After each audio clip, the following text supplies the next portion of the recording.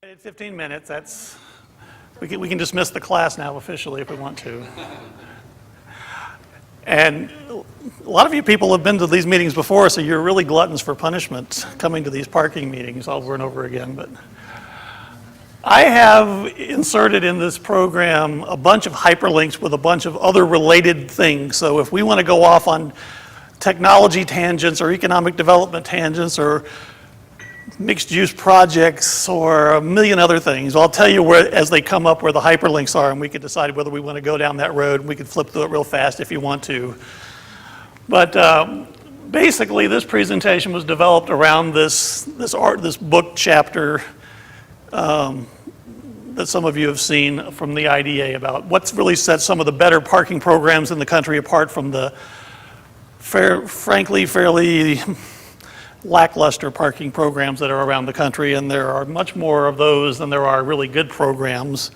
And frankly, I think you guys are probably in the upper tier of things as far as I can tell. But parking is way too serious, so we had to start off with a little humor here. So way back in the beginning, early experiments in transportation, and not long after this, some genius came up with this concept. I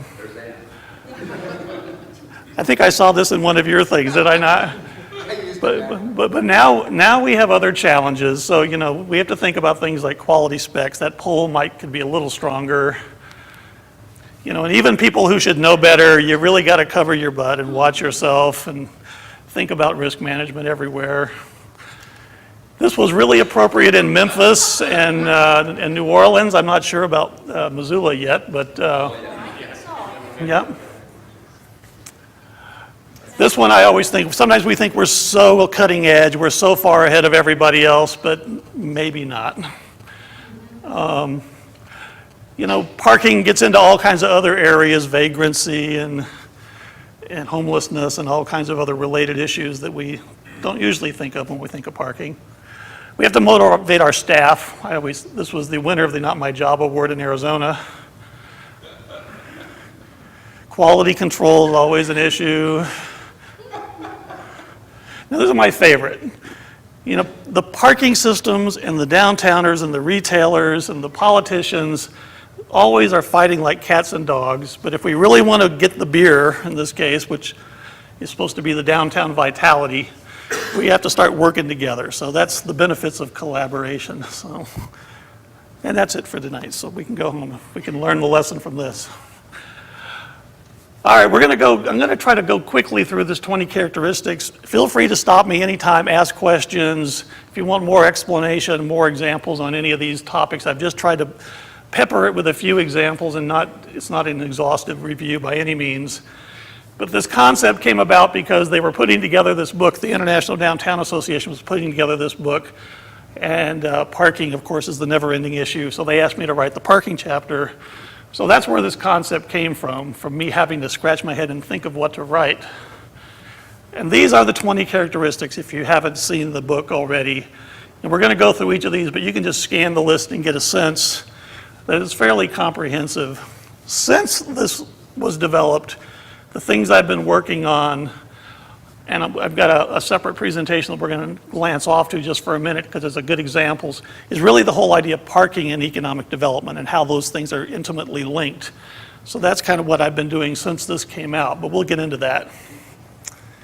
One of the things that some organizations have mission and vision statements that are pretty clear and well defined, but parking systems by and large have not taken that step. And so there's sometimes a lot of question about what is the goals of the parking system.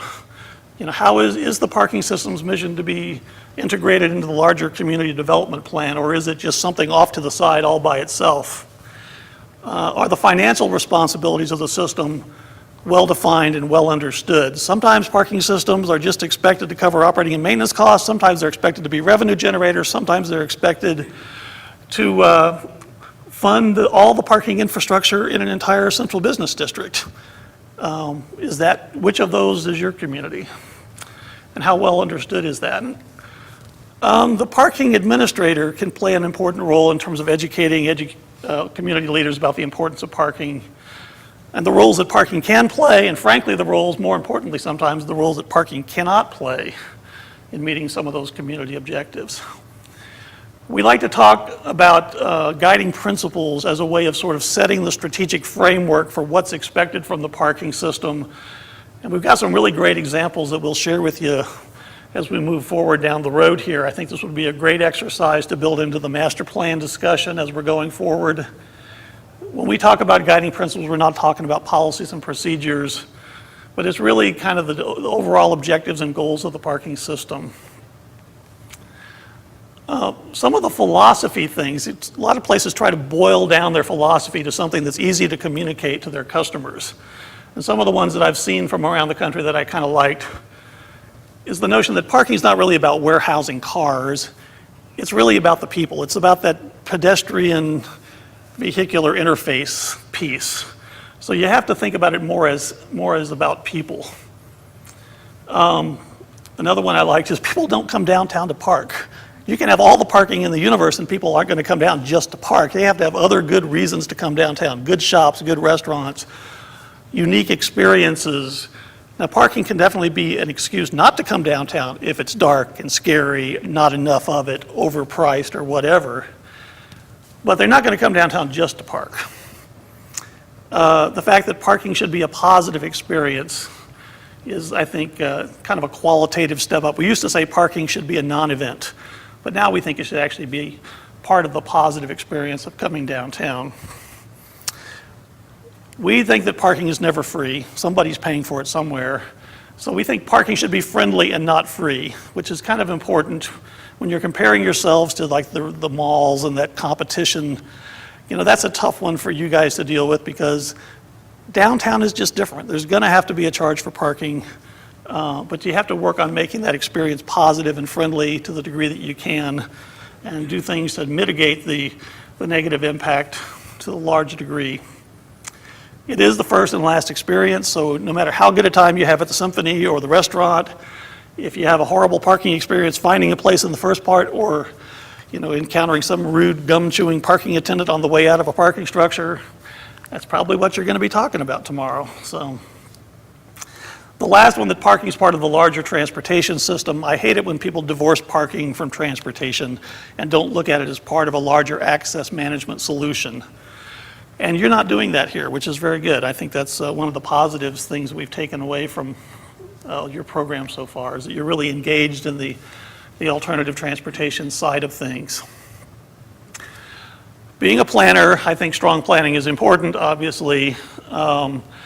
We look for certain things when we come in and look at a parking program. We like to see that you've got your inventory is complete and up to date, that you have subdivided your spaces and you know how the types of use and how they're allocated and what the utilization of each of those various pieces are, and you track them and you look for trends.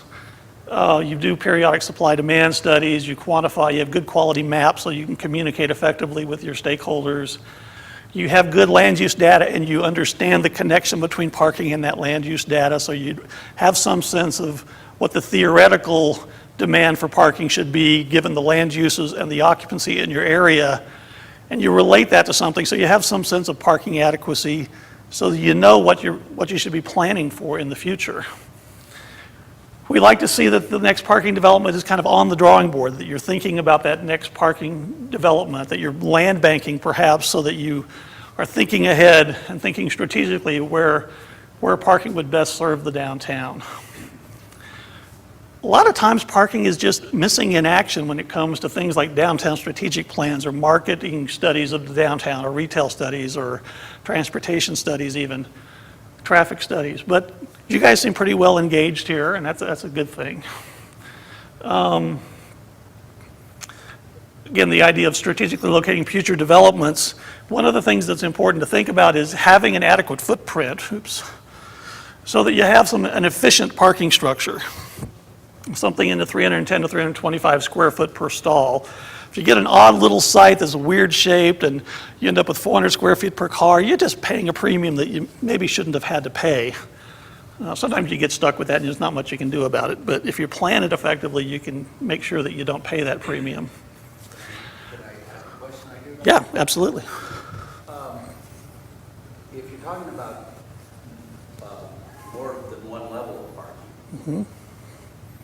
Is there a minimum size that can be efficient?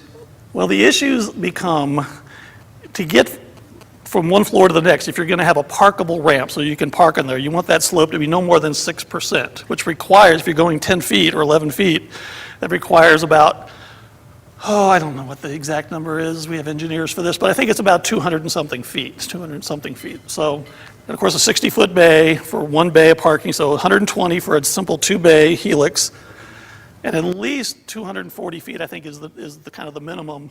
So you can park on that. Now, you can go up steeper. You can go up to 12% on a non-parkable ramp, a speed ramp, they call it. But that's less efficient because you're not getting to park on that space. So it impacts your efficiency. If it's shorter and you don't have room at the ends to put in-bay parking, that impacts the efficiency of the space. So you can actually have a pretty small site, and every slope, every level is sloped, which is not really a good thing. Who likes to park on the slope? You'd rather park. Having the higher percentage of parking on flat floors is a better thing, generally speaking. But if you got a really, really tight site, you can have almost a donut hole in the middle, and everything ramps and just goes up like that. That's probably the tightest configuration I've ever seen. But generally speaking, you need some decent length. The longer, the more rectangular the shape, generally the more efficient, generally speaking. We can look quickly here at some examples of the kind of projects that we've done, just to sort of give you some visual examples of some of these projects, maybe.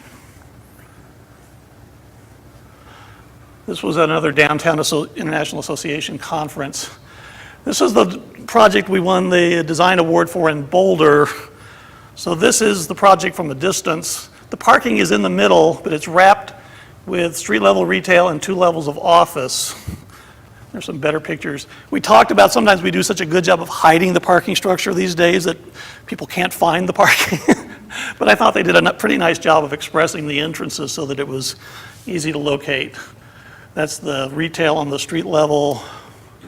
They also have this their Lollipop P, as they call it, which is sort of their branded parking symbol. But it catches if you're, perpendicular to the traffic, so people see that and then they see the entrance. Their elevators, they try to tie back to the history of the downtown, so there's try to make a connection back to the history of the downtown. Greenville, one of the things Greenville wanted was to really focus on getting more residential downtown. This was a fairly traditional parking structure. It's a 3-bay parking structure with some nice architecture on the outside. But what they really did with this is on the ends, back here and on the other end, they bookended it with residential. So they get the residents get to use it in the evenings. In the daytime, it's pretty much a public garage because most of the people leave for the morning. So it's a nice mixed use for that particular application in downtown Greenville. It's another example of that's just the other end. This one's not really applicable. This is taking a surface lot and just putting it underground. They wanted to get more green space back. We put a train down in between the two areas. This is a nice example of trying to integrate a parking structure into a historic district. And one of the things I like to point out about this one is, you're an architect, right? One of the things architects don't like to see is the slopes on the outside of the garage. It's not very appealing. But these are actually sloped bays on this side, but we were able to mask it with that framing, looks like windows there. So it was well accepted, fit into the historic downtown, added parking where they really needed it, but it didn't destroy the downtown's character. This is my favorite project of mixed-use projects. It's in Denver. That's the Coors Field in the background. This has 2 levels below grade, street-level retail, 4 levels of parking here, and then residential on top. Just a nice project. Well, anyway, enough of those kind of examples, unless you just want to see a bunch more. Another of the key program elements that we like to see is the sense that the community is involved and engaged.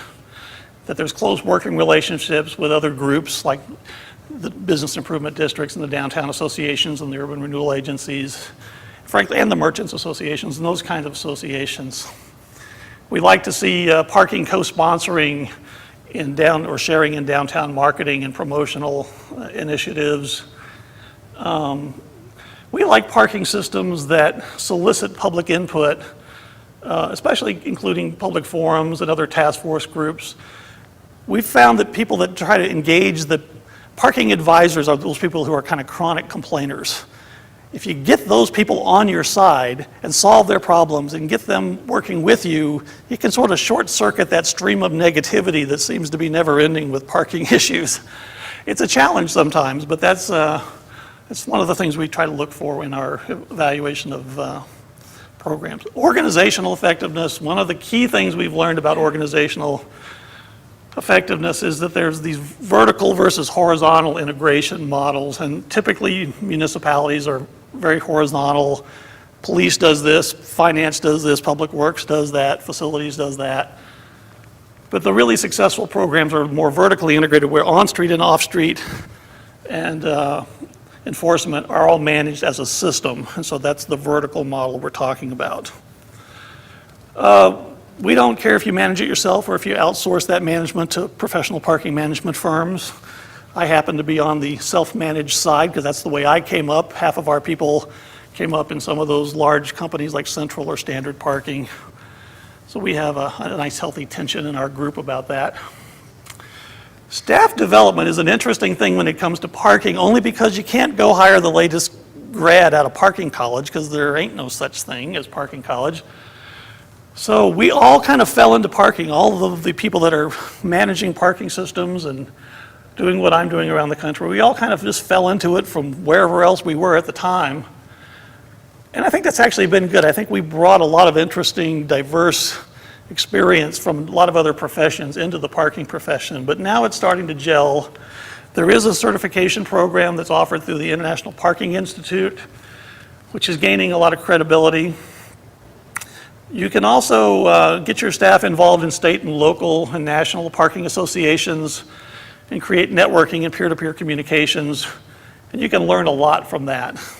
I really like the idea of peer reviews. I mean, you guys should be going to Fort Collins and seeing their program. You guys should be going to Boise and seeing their program, and invite them to come up and just reciprocate. And it's nice to have somebody come in from out of town and look at your system with a new set of eyes from time to time. Doesn't cost a whole lot. We've started developing a whole library of parking resources because there's several books out there, that we look to learn how to do, what are the demand ratios for various kinds of parking, and there are several different models for that. ULI has some good publications. There's a lot of publications out there. We've developed that into a sort of a library that we share with people. I had this as the last, as number 20, when I first did this, and some guy just stood up and gave me holy hell because I put security last. This should be your first consideration. Oh my God, he was freaking out. So I moved it up to number 7. The Illuminating Engineering Society of North America is the body that sets lighting standards for all kinds of applications, and they have specific minimums that they recommend for parking structures. So you should, at a minimum, follow the IES recommendations for lighting your parking structures. And you should try to have consistent lighting in all your facilities, because one of the things the lawyers, if somebody gets raped or attacked in a parking structure, they're going to look around at what the community standard for lighting is. And if you fall below that, they're going to use that against you. And if you're in this case, you are the standard, so you should have pretty consistent standards in all of your facilities. You can integrate your parking attendants and cleaning staff and shuttle drivers into your security program. And again, these are just a couple examples. There's lots more of how you can integrate safety and security and risk management into your program.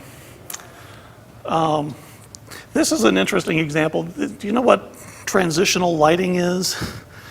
You see all the extra lights right here. When you come in from the outside on a bright day into a dark garage, your eyes have to take time to adjust, especially if there's pedestrian traffic right there. So IES requires maybe 5-foot candles in general in a parking structure. It's 50 in that area right there. because that gives your eyes a chance to adjust as you go in there. So that's something that, we like to look for. I guess it's in another section here. Communications is something that can't be overlooked. There's so many issues relative to parking. There's so many customer groups that you need to communicate with, both internally and externally, that having good relationships and defined relationships and just open communications with all these kinds of groups is just a very important piece of an effective program we found. We talked a little bit about this vertical integration. You actually have this in Missoula already, and I have to applaud you for that. Sometimes trying to change direction on organization is really a tough thing. It's probably the most important thing some systems can do, but in here you've already got it set up, so congratulations on that. I think we've talked enough about that. Parking used to be a lot of a cash business. It's not so much a cash business anymore because of the technology that we've seen. But the idea of having good, strong management, doing audits on a regular basis is really important. Again, deciding what your financial goals are in terms of, are you self-supporting, are you a profit center, or are you a support service that's sustained by other primary revenues? All those kind of things in terms of finance and management. There are the traditional direct sources of revenue, and then there are other sources of revenue like tax increment financing districts that can be applied to parking, special parking assessment districts. Fee in lieu parking, if your expectation is that you're going to have a zero parking requirement in your CBD, and this organization is going to fund all of the new construction for parking demand for the whole downtown, it's probably going to take more than on-street and off-street revenues to do that at some point. So the idea of a special assessment district or tax increment financing help might be very important. That tax increment financing is what Boise used to build their system. They are now well able to cover all their operating and maintenance costs because they've got a couple of facilities paid off. And once you start getting a few paid off, then you start, and you still have the revenue coming in, then you can get into a much more self-sustaining cycle, and that's why Boulder can generate so much revenue and reinvest it back in the downtown. So eventually you build up a system that's healthy. It can then start paying back over time.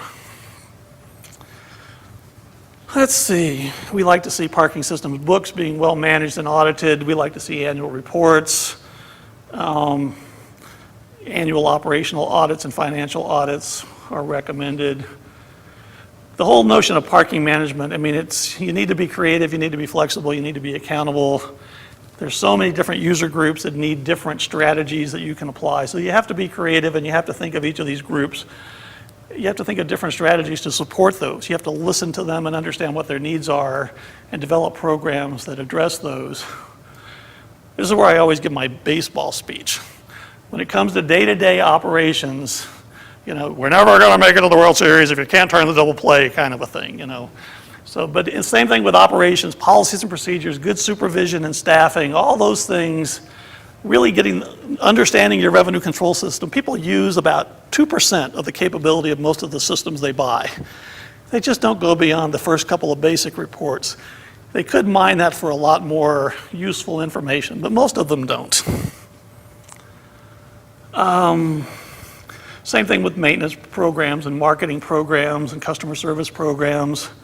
Do you have any kind of customer assistance amenities program? Do you offer like lockout assistance or vehicle location assistance or dead battery assistance, anything like that? We've been advised not to do that by the city because of liability issues. So if somebody's battery is dead in the structure, we can't jump their car for them. Baloney. You certainly want to take some precautions regarding liability, but I think it's one of the most things that's so appreciated. People love that stuff. Well, we used to. Yeah. But we were advised not to do that. Yeah. I think there are certain legal precautions you want to take. Certain things, you don't want to change tires, but you can inflate tires. You can jump batteries, but you want to have you want to make sure you're wearing goggles and you are trained to do it. But a lot of places do that and they do it very well. And it's one of the most satisfying pieces that they do because people that are in trouble really appreciate that. So I think it's important to weigh those risks, but it's something that is pretty common around the country actually. We've tried using our downtown ambassadors to help with those kinds of things. There really hasn't been a request or a call to action from a customer. Okay, well, that's good. At airports, it's a big deal, that's for sure, because people are always leaving their lights on or something like that and being gone for 12 days or something. This is the presentation that Ann saw in Tampa. It's on on-street parking management. There's a few things in here I'd kind of like to show you real quick. Some of them just in terms of we covered everything from just the characteristics of on-street parking to the different management strategies in terms of appropriate regulations and mapping your resources and those kind of things. Some program components for on-street enforcement, some technology trends, and then some an implementation case study, which was the Fort Collins thing that we've been talking about this week. This is the guy I was telling you about in Fort Collins. Is Bob Gibbs got huge press because he said every downtown parking space can generate $300,000 in annual sales. Well, Bob's from Toronto, and maybe it's true in Toronto, but we didn't think that was really true in Fort Collins. So we came up with our own model. Now, we knew from the work that we had done that there were 4,800 employees, and we knew from our turnover studies that there were about 7% of workers taking up short-term spaces. So we only used 5 to be conservative. So 5% of that translates to 420 spaces, but if 5% of the downtown employees were taking up on-street spaces, it would equate to 420 spaces. If each of those spaces should turn over 4 times a day, but they weren't, that would generate, if they did turn over 4 times a day, those 420 spaces would generate 1,680 shopper trips. And if each car carried 1.5 customers, that's 2,520 customers. And if only a quarter of those, we were trying to be very conservative, went somewhere else to shop and spent $10, again being very conservative, the loss to downtown merchants was $6,300 a day or $2 million downtown annually. That's still a pretty big number, and it's a pretty believable set of statistics there. So if you're trying to convince your downtown stakeholders and merchants and customers and employees that there's not an impact to this kind of helps make that point a little bit. Let's see, I don't want to talk about that. I like this slide only because it shows a good example of mapping your time zones so you can easily communicate where the time zones are and what the variations on time zones are. Yours is pretty homogeneous with 2 hours, but you have a little bit of some 30-minute spaces and some handicap spaces that you might want to document just for the sake of having it documented. This is how we would show, after doing a turnover study, we would show this is the kind of occupancy levels we're seeing, and where it's in the green is the really, really high. You can see lots of that is between 96 to 100%. And so you can sort of see the legend there. So you kind of get a sense of understanding where your real demands are. And some of the things you might want to look at in those areas, if there's higher demand, maybe there could be higher costs in those areas, or maybe you want more enforcement in those areas to promote more turnover. Maybe you want to look at the time limits there to make sure they're appropriate for the businesses in there. Just some things, just so you kind of know what's going on. This was just in terms of coming into a downtown and doing our basic inventory and occupancy and utilization studies. We came back to the downtown stakeholders in Fort Collins, and we said, we just want to confirm with you as the people that live here and work here, is this really what you see? So watch the time at the top, and then we're gonna progress through the day here. So you can see that, going back to the legend for a sec, red and orange are the high values here, and the cooler the color, the less utilization. So just say, okay, we would say pick out your store. So let's pretend like your store is right here. The reason this bar is wider is because they have that weird middle of the street parking in Fort Collins. So we just lumped one side and the middle there, and this is the other side. This is their parking structure, level 1, 2, 3, 4. And this is their other parking structure, levels 1, 2, 3. So as we go through the day, there's 11 o'clock, there's 12 o'clock. See, this is their problem area. People park there all day long. 1 o'clock, look at the garage, not much change, not much change. This is still all red, this is still all red, this is still wide open over here. Big is Fort Collins. It's a little more compact than you guys, but it's, I think 190,000 population overall. But their downtown core is pretty compact. This is their old town area.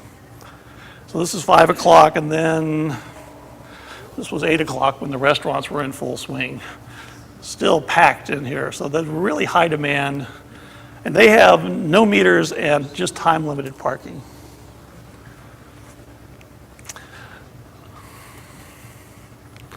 Some of this stuff I really don't want to, this is sort of if you're doing, what kind of data can be yielded from doing an on-street parking analysis.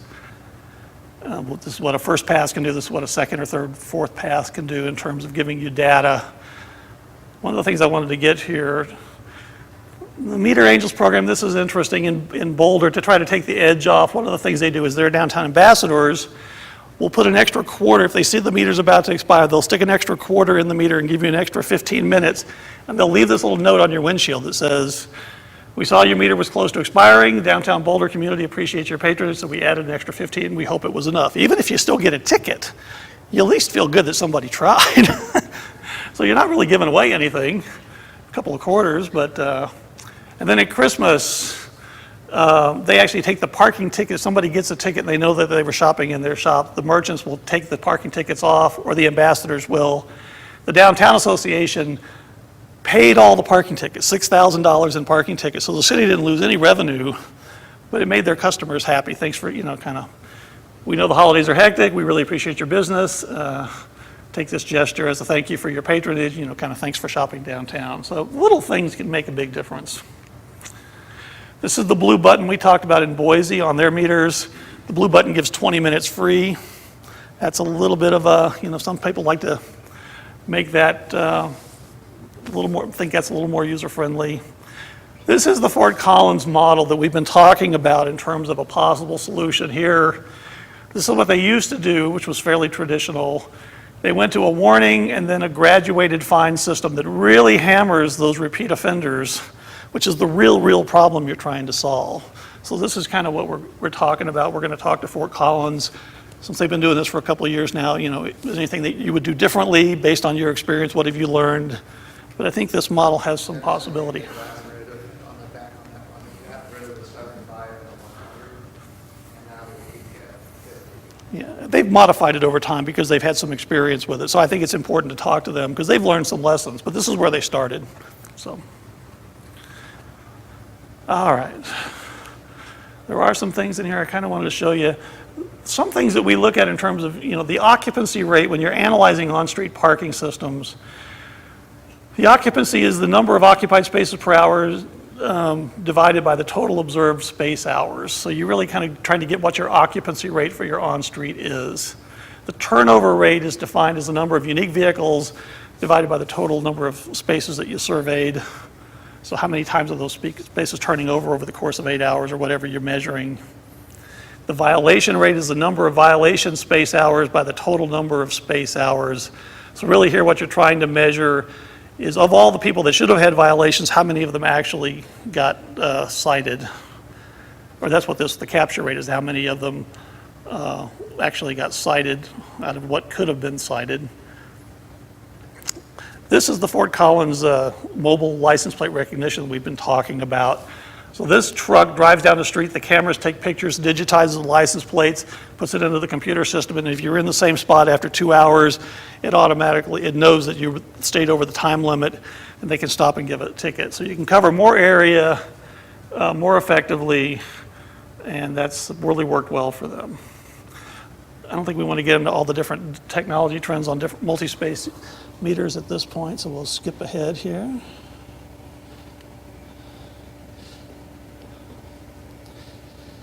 Uh-oh, where were we?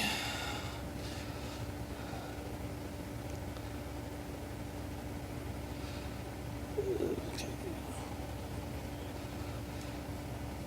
Yeah, there, okay, that's where we were.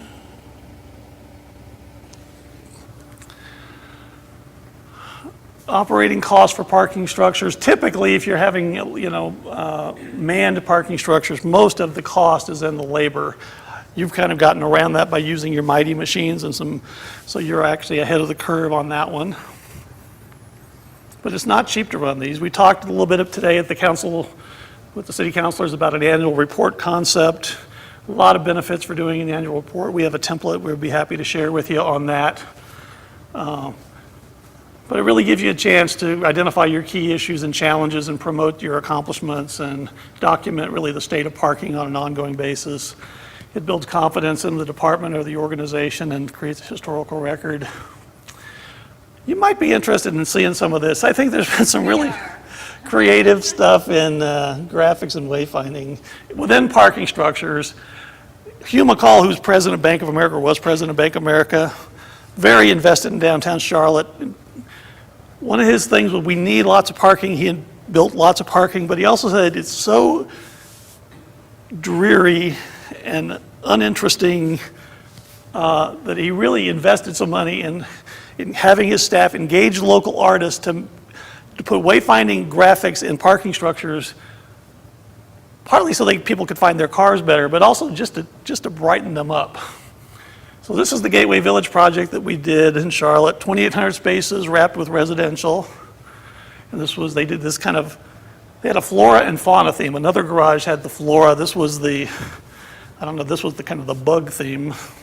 But on the lower level, it was snails, and then it moved up to frogs and spiders, a little scary, ladybugs, grasshoppers, butterflies, and then the roof. Oops, one more level, hummingbirds, and then the roof was bumblebees. So just try to catch a theme that's eye-catching and colorful, but they did a lot of interesting graphics using local artists, so you can turn it into a local arts project if you want to. On this site, the IGL garage was formerly the site of the first auto dealership in downtown Charlotte. So to capture that history, they did vehicles by decades. So the Model T back in the 10s, and so level 1, 2, 3, 4. But that was just interesting. They actually did a lot of research on how to make these things be maintenance friendly so that you don't end up spending a bazillion dollars just trying to maintain what you've got. So this is all covered by Lexan, and it's held up really well. It's been there for, I don't know, going on 10 years, and it still looks just like that. So it worked well. The Hearst Garage tried to tap into local downtown. This is about the Discovery Place Museum or the Imagine-On Museum for kids. And all these things had different attractions in downtown. These are some of the other elements on different levels. A little weird. This garage was really interesting. This is another example of Bank of America spending money. They engaged an artist to put together, all these panels have lights and music and on the front side over here around the corner, there's this thing for kids, and they have to follow this puzzle, and they follow the clues, and they do what it says, and if they do that all just right, and more adults do this than kids, I've noticed, if they get it all right and they press all the right buttons in the right order, the whole garage lights up. These things start flashing, the music starts playing, and it's just, people go nuts. It's really cool. But also on the levels, they kind of started at the center of the earth and went out. So it looks kind of like this. So this is the center of the earth, and you coming up through the levels of the earth, and then on into the universe there. So that's pretty creative. Boulder, you've seen Boulder before, but I really like their signs. It really kind of branded them. That's their brand, essentially, is their green pea. This is how they applied that in an underground facility that goes down underneath this hotel. Great hotel, by the way, the St. Julian, if you're ever going to Boulder. They like to use color down below and underground, so the colors relate to where you pop up above, so you can kind of relate back. This is Boise. They've kind of gone with a retro-looking parking sign. And this is some of the internal signage that they have. Just some examples of some parking graphics that we use from different places. At O'Hare Airport, they use the sports teams in Chicago, which people really like. This one is in Boston, I believe. They try, maybe it's Cleveland, where they tap into the Rock and Roll Hall of Fame and the Playhouse Square. So again, trying to tap into local downtown landmarks. Raleigh did a downtown wayfinding study, or wayfinding system using Corbin, who we work with quite a bit. And so, when they do these wayfinding programs for downtowns, they try to divide the downtown into districts that are recognizable and have icons. LA did one, they had more icons than any other place I've ever seen, but it's a huge place. This is some signs from the Bunker Hill district in LA, so that's what some of their signs look like. There's the jewelry district. Again, they've got the pedestrian signs as well. Grand Rapids did a similar concept, but a lot simpler, only 4 districts. But they have nice signage downtown to get people around. I think that's one of the areas we've really fallen down in here, is we don't Yeah. have a wayfinding program at all. One of the things I liked about what they did a similar thing. Is this Tucson? Yeah, this is Tucson. So they did a very similar thing with their districts. But one of the things that, do I have this in here? Yeah, they developed these user guidelines and icon guidelines and put all this stuff in a package and gave it out to every merchant downtown. So if you want to incorporate these icons in your marketing materials, you can give this stuff to your advertisers or your printer and make sure you're using the approved logo. So it was really a nice way of expanding the use of the logos and making it reach down to the local merchant level. Fort Myers, simple, but I guess effective. Anyway, that's just an example of what people are doing with graphics around the country.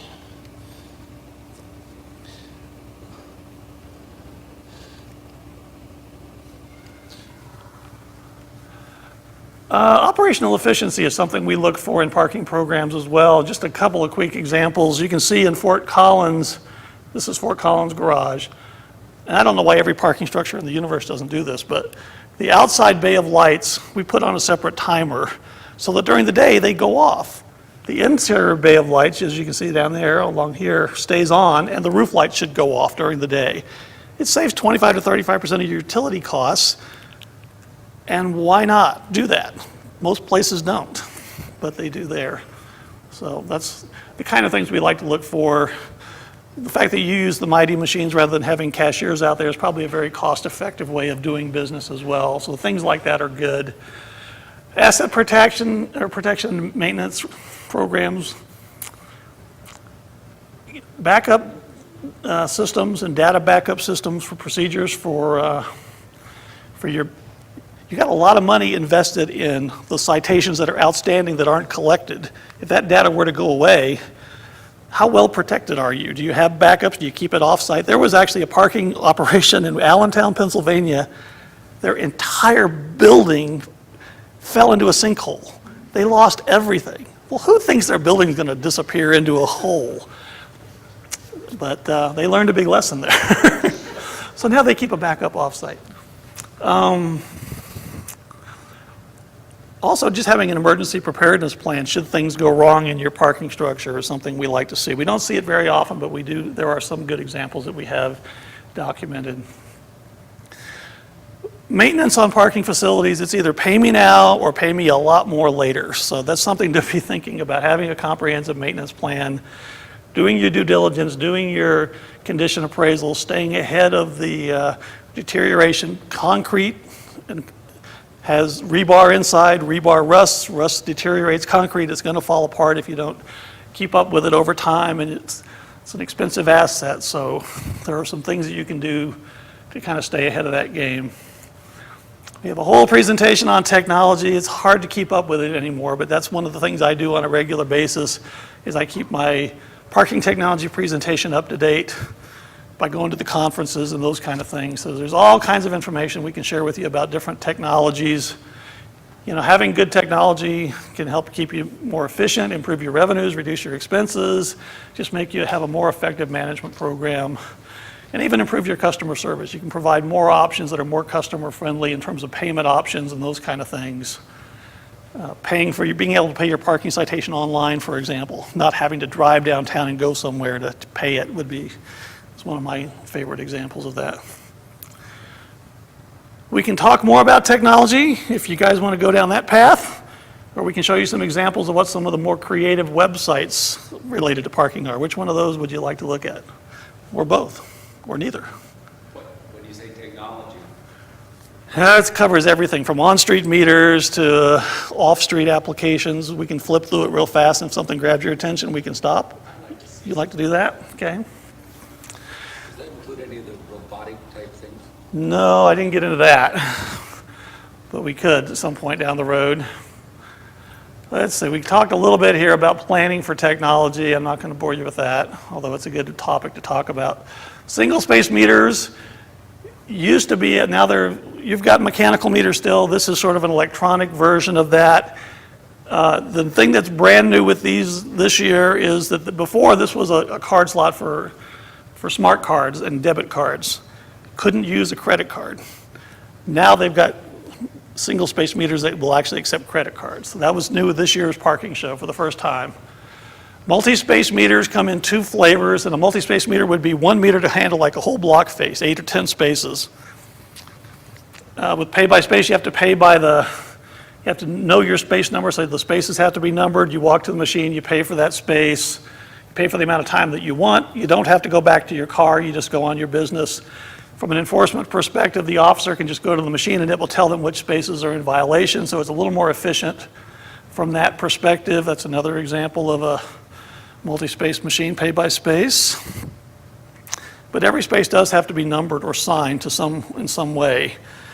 And if you're trying to decrease clutter, that can be an issue because now you have to have signs to do those. How are they generally numbered as spaces when you use that kind of system? Some people, well, in Arizona, we just paint it on the pavement because it never snows. But up here, you probably have to have some kind of sign. Some people are just planting them in nice little flower pots so it's not ugly. Some people are just attaching them to old meter poles and doing it that way. Some people are putting the meter signs on one side and advertising for the businesses on that block on the other side. So that's kind of a nice use of kind of getting a double bonus out of that sign there. So there's lots of things people are doing. Pay and display. Well, the benefits of pay by space are that you have multiple payment options, which is good for your customers. It eliminates the piggyback option, which basically means that, that wonderful thing when you drive up to a meter and there's time still on it. That's gone. Your enforcement's more efficient. You can do just-in-time collection. It will notify you when you need to go collect it, so you don't have to go by every single day. The single-space meters you pretty much have to empty every day, or otherwise they fill up and they won't take any more money. These will notify you so you can do your collection just in time, so you can be a little more efficient that way. The battery replacement's not really an issue. They last a good long time. The repairs they've kind of perfected them. There are not many repair issues. You can pay from any machine. You can have, again, multiple payment options. You can accommodate validation programs. One of the cool things with this is you can also pay by cell phone. So if you're sitting at Starbucks, you paid by cell phone, you can actually get a text message 5 minutes says your meter's about to expire in 5 minutes. Would you like to buy more time? And you can pay for it on your phone without ever leaving Starbucks. That's pretty cool, I think, but that's just me. I spend too much time in Seattle. I should learn the more local coffee shops, but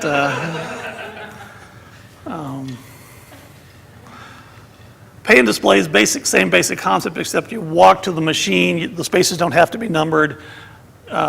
You pay for the amount of time you want. It spits out a little receipt that's got sticky on it. You have to go back and put that on your dash. So you have to go back to the car, which some people think is not a good thing. The receipt shows the amount paid and the expiration time and the date. The officers have to go look at each one of the receipts to enforce it, so it's not as efficient of an enforcement way as the pay-by-space model. This is what the Parkeon looks like in, where is that? That's Denver. Where in Denver? One of the little shopping districts around Denver. I can't. Quick question about that last one. This one or the one before? Previous slide. Isn't there a benefit to this in that you can go from space to space? Yes, I was going to talk about that. If the whole area is networked, you can park in front of this store and then you paid for 2 hours, you park for an hour, you can drive around and park 3 blocks away as long as you're in the same district with the same rules. Yes, Portland, Seattle has now done this. They replaced their 9,000 parking single-space meters with these meters just recently. Revenues went like this. because they put a big button up there that says, if you want to pay for the maximum time limit, just push this button. It's the biggest button on there. Everybody sees it. It's just plastic and not real money anyway. So they stick their credit card in there and they say, I just don't want to risk getting a ticket. So they come back after an hour and 10 minutes and they drive away. And the next guy comes up and pays for the same extra 50 minutes that are on the meter already. And they're paying by credit card, so it's cashless. A lot of benefits for the city doing that. Their revenues have really gone up.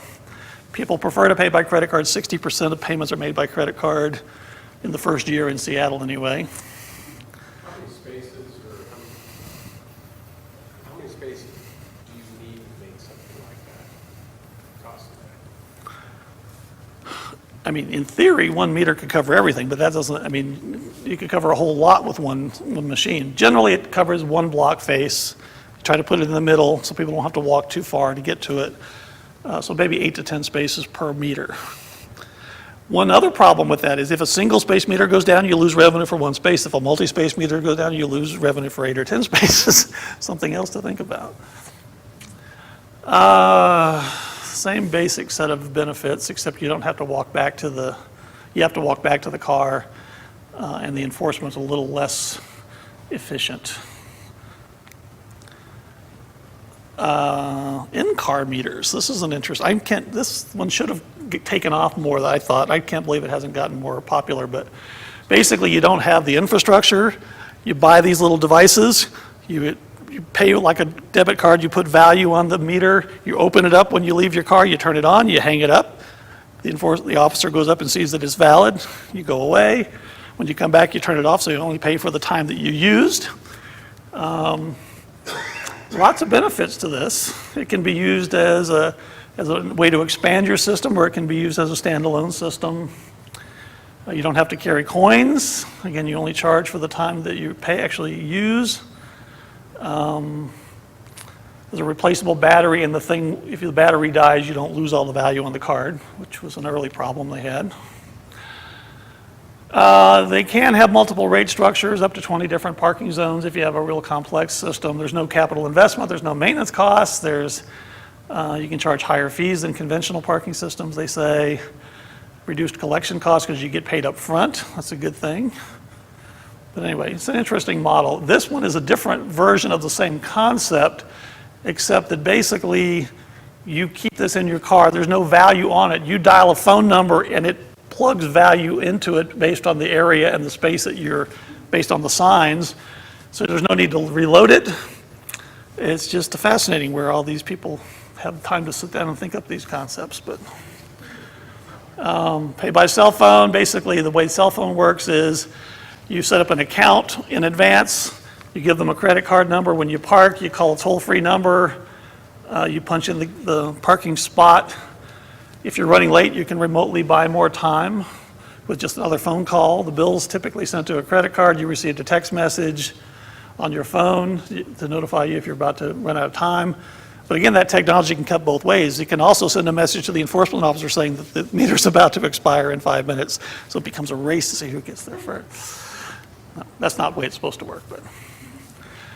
Let's see, this is sort of an earlier version of that system where I talked about where you put a hockey puck in every parking space and it gives you real-time utilization data of your on-street system.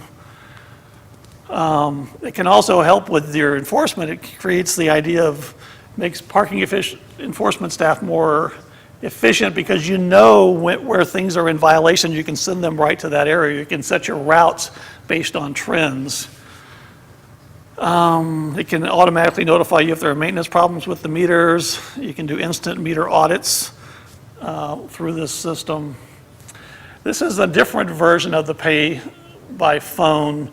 This is using pay by cell phone with wireless sensors in a parking structure.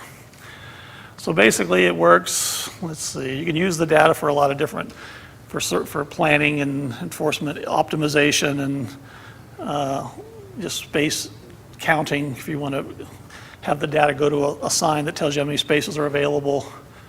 It's not, you don't have to do tire chalking. You can optimize your routes, improve your capture rates. Let's see, I think there's so this is how it works. You drive into the space, you call, you park, you make the phone call, You enter the space number.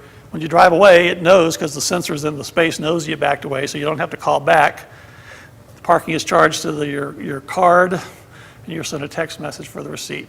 So there's no cash, no pay station, no attendant, no gates, very efficient operation. I think this is the wave of the future, frankly.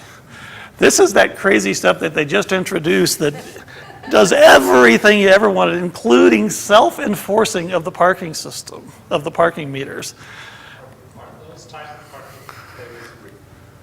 things, is it required that you have a cell phone and you have to have a phone to use them? For this one, no, but the other one, yes. Yeah. But who doesn't have a cell phone? Raise your hand. Really? Wow, I'm not used to that. Wow. This is the one that actually has a sensor in the pavement, has cameras in here that actually takes pictures of your license plates. If you pay for 2 hours and you stay for 2 hours and a minute, it takes a picture of your license plate and sends you a ticket. Bam. But they also provide a free Wi-Fi for your entire downtown that your police and first responders can use, but it also makes the system work. You can also pay by cell phones. It's all wireless. I'm kind of waiting to see if this is really real and if it doesn't die in the next couple of years. We'll see. But it's interesting. Somebody's really out there thinking. The guy that did Digital Pioneer left them and started this company. But look at the partnerships he's got here. Honeywell, IBM, Cisco Systems. He's got some heavy hitters on board here. They gave everybody that went through their little 4-step promo tour essentially a little iPod. They are spending big money promoting this stuff. And there were 2,500 people there. So anyway, that's kind of way out there. These are just some things that are just good ideas in terms of mounting signs and poles that don't have to core drill. People bumping into signs all the time and you have to replace them because it looks ugly. This is a neat little system that just practical little things that we've seen out there. Handheld devices. This is the mobile LPR. These are some other vehicle versions that we've seen with the mobile LPR. There's the Fort Collins version again. The LPR systems are really big at airports now. I don't know if you know that your license plate gets taken down every time you park at the airport and they know where you park. You can also get these mobile license plate inventory systems and drive around and just collect data. People are doing that now. If you have the license plate recognition stuff, you can also interface with a lot of other agencies, like for narcotics and drug addictions and for surveillance patterns and Amber Alerts. So all that data can be shared with other institutions. It's kind of Big Brother all over the place, but this is a fascinating thing here. This is just cool because somebody is looking at all this technology that's popping up all over the place, and these guys said, how can we take all these bits and pieces? So what they did was, they have a paper ticket, citation. It's got a watermark in the background that tells it what kind of data to expect in various fields. It has a pen that writes like a regular ink pen, but there's a camera in the nose, and as you write A, B, C, 1, 2, 3, it transmits that data, it recognizes it through optical character recognition, transmits it through Bluetooth technology to your cell phone, which then gets transferred to a server via gRPS, just like my email. So you essentially, with a paper ticket, get all the benefits of real-time citation online processing with a paper ticket for about, they say, a third of the cost. So if you're still writing paper tickets and you want to bump up to the next level, this might be the way to go. I mean, you guys are already using handhelds and you're way down the road from that, but for smaller communities, it's just a fascinating collection of technologies. I just thought it was amazing. Some of the old style stuff is still valid. I mean, some of the basic stuff we've all used. Card types, people aren't using the old barium ferrite cards anymore, but they're still using barcode and magstripe. Wiegand is a little more secure, but doesn't interface well. The big trends are in RFID and smart cards, especially contactless smart cards. They've got lighted parking gates, which can be a good thing if you've got a lot of pedestrians running around. You don't want to get bonked in the head at night. Plus, these just look cool. Ski Data has the coolest looking equipment, no doubt about it. You can meter parking facilities. In this case, it was mostly an employee garage, but they had about 100 spaces. It really wasn't cost effective to have a supervisor and a cashier to collect money from 100 transient spaces, so they just put meters in there and they treat it like off-street parking, or like on-street parking. I think most of our transits don't. different kind of transient. The old kind of garage door opener things still work well in certain applications. Validation encoders are kind of a common thing in a lot of places where you want to offer validations on a more electronic basis. Central cashiering, where everybody has to come to a central point rather than paying in the lane. This is a pay-on-foot machine here. This is actually a pay-on-foot and a central cashier combined, but when the cashier's not there, you can just pay at the machine. These are what some of the pay-on-foot machines look like. This is the Amano Cincinnati. This is the Federal APD equipment. Ski data version of the same thing. This is where you don't have cashiers in the lane, but you get a ticket on the way in, you go to a machine and you put your ticket in there and you pay, and it gives you back a ticket that's encoded to let you out within a certain time period when you stick it in an exit verifier. These are some other pictures from the trade shows that we were at. One of the things, if you notice that with ATMs, they've really standardized the user interface. They're almost all the same. You can figure out any ATM. Parking is still all over the place. They haven't standardized a user interface. So every time you walk up to a new machine, you got to scratch your head and go, okay, what's the process this time? So I think that's probably something they need to work on, though. Look at all the variations on these themes here. I don't know why some of these pictures are dropping out. You can do pay by space in garages, and it actually provides some really interesting management options. You can charge less, for example, for roof spaces if you want to try to increase the utilization up there. Because if you punch in space, if it's 5-level garage, you punch in space 524, it can give you a special rate that you program for the spaces on level 5. If you have a big 3 or 4 bay garage and all the demand generation is over here, so this bay is really the place you'd rather be if you had a choice, you can actually charge more for this bay than for this bay, just by setting rates based on the space numbers. You can say at 5 o'clock on Friday, the rates automatically go to a flat rate of $5 for special events, or for free after 5 o'clock on Fridays if you wanted to. So lots of interesting things you can do with these new machines. Credit card in, credit card out. For smaller lots, you don't even have to have tickets. You just insert your credit card on the way in, you insert the same credit card on the way out, it charges a credit card, and you're gone. It knows how much time, it's all encoded on the mag stripe on the card. You got to use the same card going in and out, though. If you got 15 cards in your wallet, it could be tricky. You can integrate credit card in, credit card out with pay-on-foot systems like they do at some airports. AVI, you might hear the term AVI, Automatic Vehicle Identification. It's basically a hands-free employee access card. You don't have to slow down. There's a little transmitter in the puck that is on your windshield. It's picked up by the antenna. Here's a better picture. You pull up. This is looking for that pulse from that card. It reads it. You don't even have to roll down your window. It just opens the gate for you on the way out. The benefits theoretically are it's more customer friendly, it's easy to use, and that's true. More security, that you don't have to stop, you don't have to roll down your windows. There's the deactivation option if you think it's being abused or lost. They say it's safer because the driver can keep their hands on the wheel, they're not searching for their card. There's good data integrity, more efficiency. The big thing for me though is it increases throughput without stopping. So if you got an issue where you're trying to get more cars out of a garage, it can be a real benefit. This is what the typical reader looks like. This is what's mounted up on the pole. These are what the transponders look like. The different variations. This goes on a license plate. These can go in your windshield. They can be attached with Velcro. They're getting really, really thin, and they're getting a lot cheaper. The big trend in parking systems, though, if you're looking to buy a system to manage your whole operation, is the idea of a web-based parking management system, which you can get access to the system from any browser in the country. You can access your system with password protection, of course. You can monitor the status of all your gates. It can send text messages to your people in the field to say that the tickets are low and tickets bidder number 1, so before you end up with the traffic backing up because there's no tickets in the ticket machine, backing out onto the street, you can get advance notice if there's a jam or if there's ticket low situation.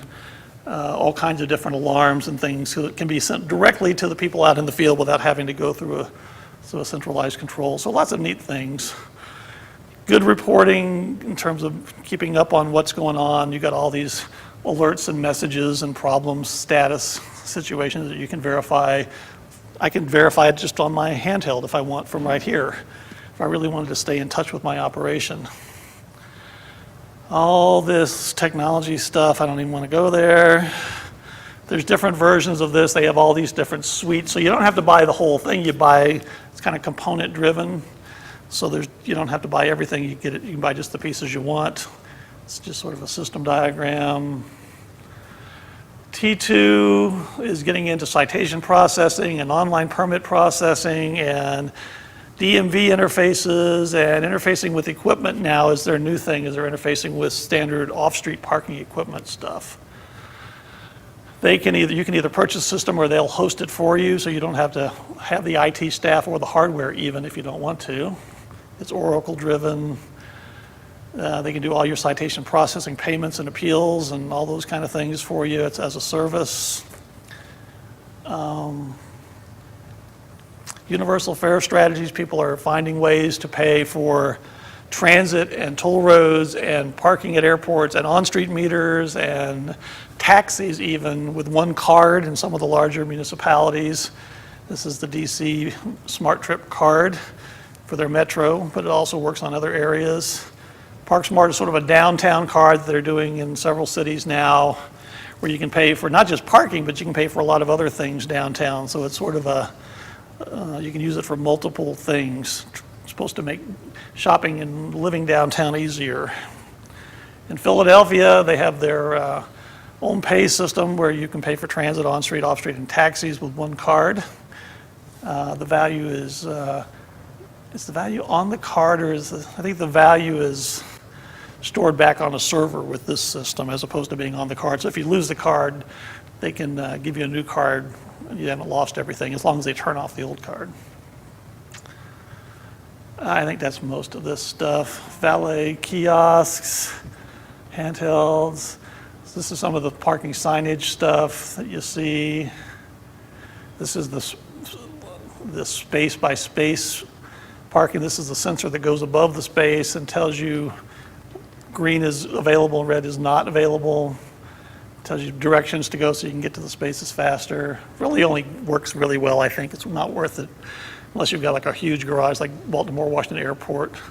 These are just some pedestrian safety things. If you have traffic coming out across sidewalks, they've got these, as you pull onto the loop here, it activates the sign that maybe makes a noise so people know that there's traffic coming.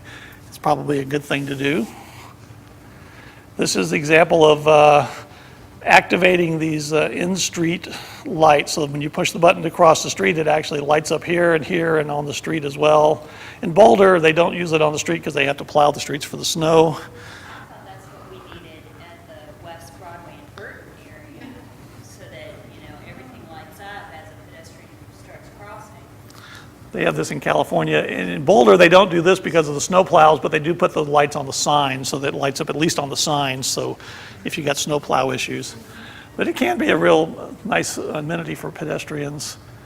There's these non-contact, these sensors that are supposed to stop before the gate hits your car. This is just a good idea to protect your building and your columns. Bollards are always turning rusty. This is just a way to put a sleeve over that and quit painting it, just cover it up. And these guys are also doing advertising. This is an interesting product. You can put these little device in the space, and it's got a remote, so that when you leave, you make the thing go up. It doesn't require any power. It gets solar powered or some kind of, it has no external power requirement. But if you have a space that's just out in the open and you want to try to reserve it and charge more for it, people have thought of everything. All right, so that's that stuff. Have you seen those bollards or stanchions that are stored underground and they can come up out of the ground Yeah, at a certain time? very expensive and from what I've heard, a little problematic in terms of reliability, so. No, ours in Cares Park break away. You've got a lock on them, but then if we need to have a fire truck or anything go through that fire exit, they break away and go down, and then you can drive through. That was the I was next thinking best. about the Blues Alley idea and how they, the stanchions would come up at a certain time of the night so cars can't go down the alley.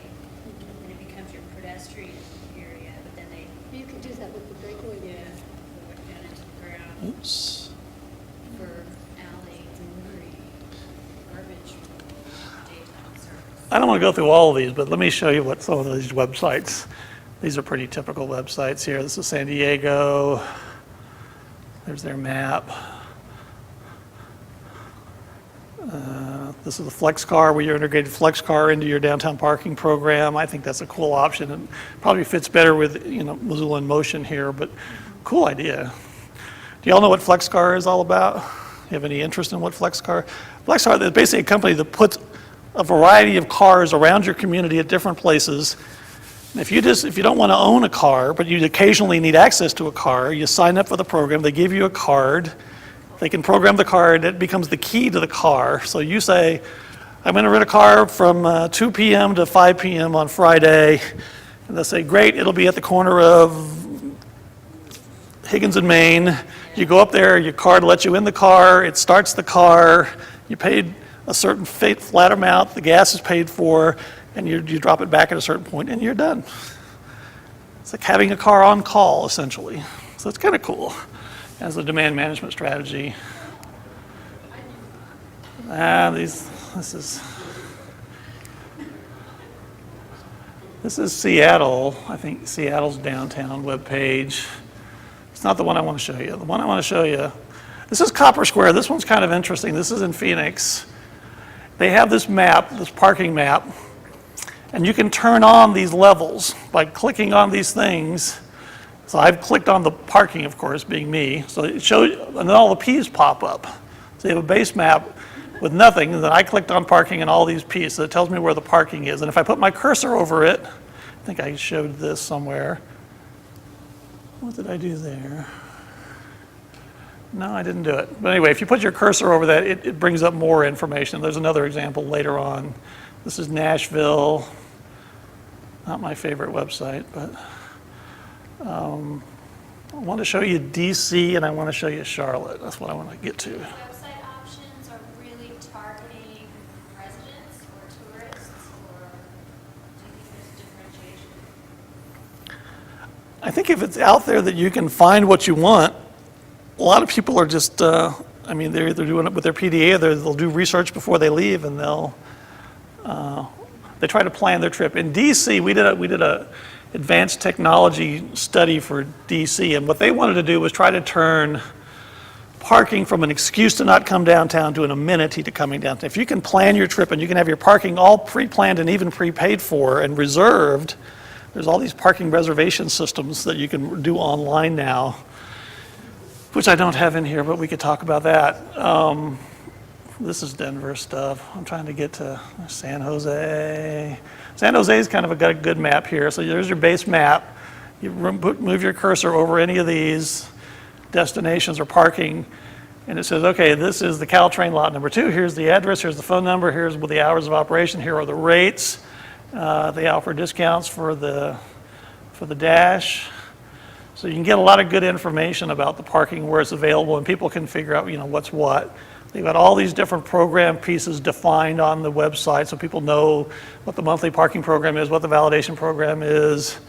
If you want to receive text messages about parking or traffic, they've got where the free parking is located, hybrid car fuel programs where it might be free parking for hybrid cars. So all the information about your program is in one place and people can access it easily. Still not what I want to show you though. Blah, blah, blah, but Dallas, yuck. All right, DC, go DC, go. It's got a cool map. This is their base map. This is, again, turning on levels of the map. So, bling, there's all the parking. If you click on these individuals, a lot of their stuff is all private operators. So I clicked on this one, and it was run by Central Parking, and it gives you a lot of information there. I clicked on the one next to it, and it was run by PMI, and there's all their information. So it's really kept updated by the private operators rather than being kept up to date by the DC bid. This, you can turn on other layers. I've turned on all the layers here. So it's got the metro routes, the transit routes, what else do they have on there? Taxi cab fare zone, special events, parking, car sharing, DC circulator, and bicycle parking. So lots of interesting stuff, lots of links to other areas. This is, this is interesting. You can go online and pick a location if you know you're going to be going past there, and you can see real-time video of what's happening traffic-wise before you leave the house. I think that's just cool, personally. Here's another place. We've got that on some mountain passes. Yeah, yeah.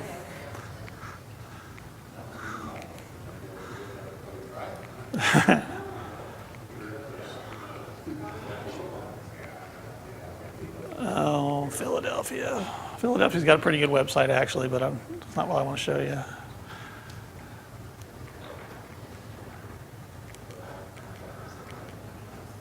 Okay. About doing like inventory, you know, looking at supply, do you see public parking institutions, including private sector parking into that? Not sure where you're going. So there's public parking, you know, managed by the Missoula Parking Commission, there's private parking, either managed privately or not managed at all. When you do an inventory, If we were doing a study, yeah, we would map all that out, and we would break it up that way. We would do on-street versus off-street, private versus public versus private, just as part of the information and documenting the conditions. But what do you do with it beyond that? I'm not sure. There are public-private collaborations so that you can try to get private operators. In Fort Collins, there are lots of places that basically are 8 to 5 businesses that have parking lots downtown that could be really could add to the supply during a special event. The Fort Collins parking system works with the private owner and says, we will operate your lot for you after hours for the events, and they share the revenues with them. So it opens up more supply to the public. The owner benefits because he gets some revenue from it, and it's, again, you got to be careful of liability issues and other issues like that, but it seems to be working well for them. This is Charlotte, where they have basically a good downtown map, different kinds of parking, and you click on those and you get more information like you've seen before. But this was all done by a private person. A young kid, an entrepreneur, put this all together and is selling advertising. Didn't cost anybody anything. So it's just this kid being entrepreneurial. So I thought that was kind of an interesting. But he also puts a lot of other information. Now, here's sort of an FAQ on-street parking in Charlotte. Here's information about parking for the Panther Stadium. Here's a downtown calendar of events. He's trying to make this a site that people want to go to so he can generate ad revenue. But he's actually doing a great service for the downtown. It's an interesting concept. He's got a parking blog. He probably knows more about what people think about parking than the parking people do. Interesting. Just kind of curious to me. Okay. How much time we got left? Half hour? Oh, we're okay then.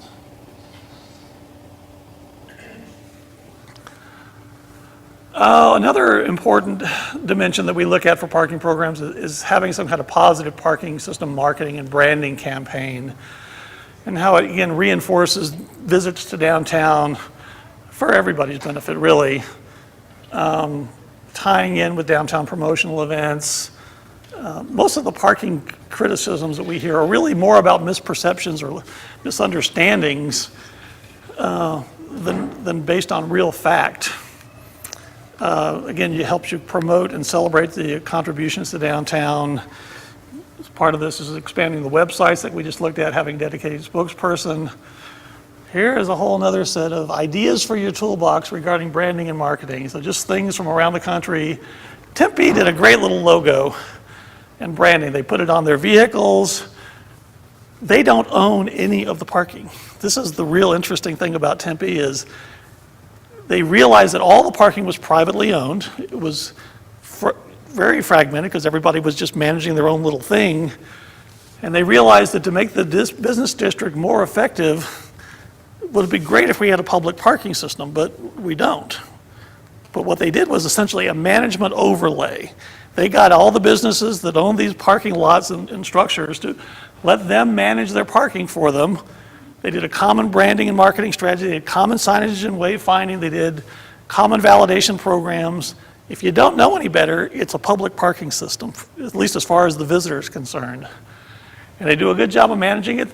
They take a cut just like any private operator would, but they have really turned that dysfunctional system into a very functional system.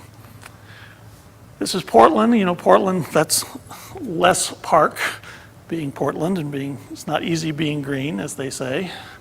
So parking less is a good thing in Portland. So parking system is really dedicated pretty much to visitor parking. But this is when they implemented their pay and display system several years ago now. But again, they tried to keep it real simple. I think I mentioned the Toledo parking system, the Park Smart. There's not a lot of creativity. Park Smart, Smart Park, Park It. There's about 5 Park It's out there. But you know, they offer VIP services. They have the cash key. But they've really done a good job of enhancing the services to the point that all the private operators had to really raise their level of operations to keep up with the standard that they set. So they really did a good thing for downtown Toledo. Toronto Parking Authority does some great stuff. This is their annual report. They have some taglines that they use quite effectively. They got some nice radio ads that I could send you via email, actually. It's kind of interesting to listen to those. But they have good educational materials that they put out to the community about how to avoid car crime and how to park safely. And they do a good job of educating their customers about that. They also did a good job of new technology introduction when they went to their what do they got there? It's kind of a monthly card and a value card system. You're getting ready to do a value card here, I believe. This is their credit card in, credit card out, pay on foot system. This is San Diego Airport run by Republic Parking. This is examples of good press releases that some people are doing. Just some parking orientation tools helping you find your car when you get back. Little things like that. Special promotions. This is Boise's first hour free program. This is $1 after 5 in Spokane. Fort Collins annual parking report. Just some examples of parking logos that are out there. Signage. You saw the Meter Angels earlier. Another way of promoting their validation program in Boulder, they have shopping sprees that they give away for people that participate in the validation programs. They have drawings that give away shopping sprees. You heard about the holiday ticket. This is the Know the Number campaign. We were talking about perception versus reality. And this was just a simple campaign that Boulder used to basically tell people to know the numbers, that there's 34% more downtown parking with the opening of the 10th and Walnut Garage. There's 3,778 city parking spaces in downtown. There's 93 merchants that reimburse their customers for parking. There's 2,209 free covered downtown parking spaces on Saturday and Sunday. And then they've got just a list of parking that's available for free on the weekends down there in the city garages. Simple, but it kind of got the message out. Having identifiable, recognizable, branded parking signs. They did the parking thing as part of the banner program in Toledo. This is Lincoln's program. This is parking maps from Charlotte and Lincoln. The big red thing is the university up here. So anyway, just some examples of what some people are doing with marketing programs around the country.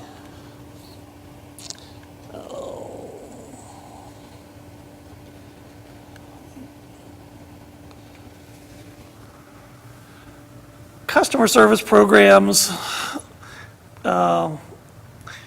employee training and hiring practices are really important to have friendly and attentive, knowledgeable, outgoing attendants rather than the surly types that you see far too often, in my opinion. The Disney training model, you all familiar with the Disney training model about if you ask somebody sweeping up the grounds of Disney, you know, about Cinderella's castle, you're going to get more information. Did you know that the stone from that quarry was actually mined just 20 miles over? I mean, they just inundate you with good information about the local area. And in terms of this application, that parking ambassadors or parking enforcement officers should be full of information and maybe even carry coupons for restaurants or shops of people downtown. So you get good positive information from those people and maybe some good tools to encourage them to spend more time shopping downtown. Just good contact between the parking system management and the customers is something we really like to see. Having good performance measurements and then utilizing those for the company. If people are doing what you really are asking them to do, provide incentives for the employees. This is the parking services amenities program we were talking about just a few minutes ago. We like parking programs that like to go out and actually survey their customers and ask what we could do better and how are we doing. These are the things that we're supposed to be doing. Secret shopper programs are another way to do that. This is a special event in Fort Collins. Somebody was asking me about that earlier. So they do have some events there. I think parking in special events is really, it's one of those things that it's all about coordination and having, if people don't coordinate with the parking program, there really should be some reasons. You have to provide them some incentives for doing that. And it could be that they get free parking if they coordinate, they don't if they don't, or they get reduced rates or something like that. At my hospital, it was always an ongoing problem. People would not reserve spaces or not coordinate parking, and other people would, and we'd be reserving some spaces for one group, and then another group wouldn't even know about their event, and people would get there half an hour earlier and take up all the spaces, and it would just drive us nuts. So there's all kinds of coordination and interface that has to happen with special events. Effective, consistent parking enforcement. We talked about the key to being consistency and accuracy and fairness, and to some degree, unpredictability. We like the idea that you're more customer-focused than revenue-focused or violator-focused. So, again, talking about the policy for fines, the real problem is those repeat offenders. Let's focus on that and let's make it more forgiving on the front end. I think that's the basic message we were talking about today. Interfacing with TDM programs and other transportation options. So you guys are doing a great job on that already. You don't have any real competition for parking in Missoula, so in some places that's an interesting discussion, but not so much here. When we went through this in Cleveland, we had 66 people that were running parking systems. Half of them were from downtown bids that were running parking systems. And we said, now you understand what we mean by these 20 characteristics. Rate your program. And that's pretty sad, don't you think? That if this is excellent and this is poor, that's the best they could do in rating their own programs. There's a lot of room for improvement in parking programs out there. I think you guys would be much better off than most of these people, frankly. One of the things that we did in Boise, this was just one of my favorite stories, just because when we went in there, they were having just battle after battle in the Idaho Statesman about parking rates. And when we went through our whole planning process and we finally got to the end and they were taking it to their board, this was the editorial that ran in the Idaho Statesman. And basically it said that the plan is going to work for customers and merchants and give CCDC credit for paying attention to their critics and coming up with parking fees that meet the needs of the people who work and play downtown. The board will discuss parking fee changes today. If the changes are approved, and they deserve to be, they would go into effect March 1. And then they just went on and on and on about here's what we like about the program. What a change from the vitriolic rhetoric that was going on before. It was just really insane. But that was really a nice outcome for Boise.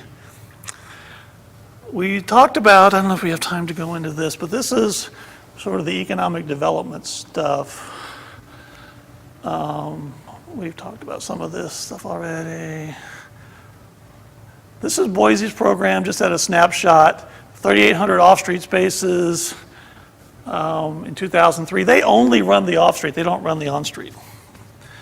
About 2.1 million in gross revenues.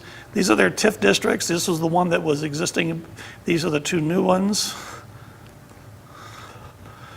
Their goals, again, this is different from a normal parking system. They're really focused on economic development. Their goals are to preserve the long-term health of downtown, create an investment strategy, prime the pump, remove barriers for development, stimulate private development, and create vitality. At the commissioners meeting this afternoon, the guy was talking about business needs to step up and make things happen. Well, they kind of encourage that by all of these things. They do that through planning, parking, placemaking, public art, and streetscape and infrastructure. So that's what they do, and parking is just one component of that for them. Their redevelopment initiatives are about downtown living and residential, creating cultural districts, investing in brownfields, and a lot about partnerships. They feel like their challenges are balancing community goals with market realities. I think there's some truth to that. evaluating when to invest. They feel like they're kind of working on the edge. They feel like it's a pretty conservative town, but they feel like they're doing more creative things, and they kind of get into trouble sometimes. Sometimes they generate complex partnerships. Got a lot of different funding sources. There's always the political factors. They like parking structures in urban redevelopment because they have the strategy of parking investment leading other development. They like parking structures because it's a superior use of land, and when you start running out of places to build, and you kind of need to go up, and so, but they don't do anything that's not a mixed-use development. They never build just a parking development. So this is parking up here, but this is retail down here. All of this is retail down here. This is retail and restaurant here. So those are some of their projects. This is just a definition of mixed-use development from the ULI. They finance their garages with tax-exempt bonds, paid for with tax increment financing revenues. That's the major issue there. This is an example of their parking leading other development. They built this garage because they needed to support this arena here, but they overbuilt the garage from that need, anticipating this redevelopment over here.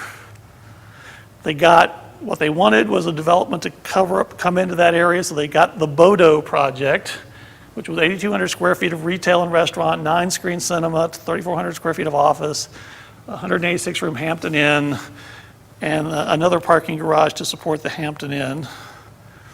So it kind of went from concept, this is that parking structure before, and this is all the infill, and it actually became a reality. It's just finishing up this year.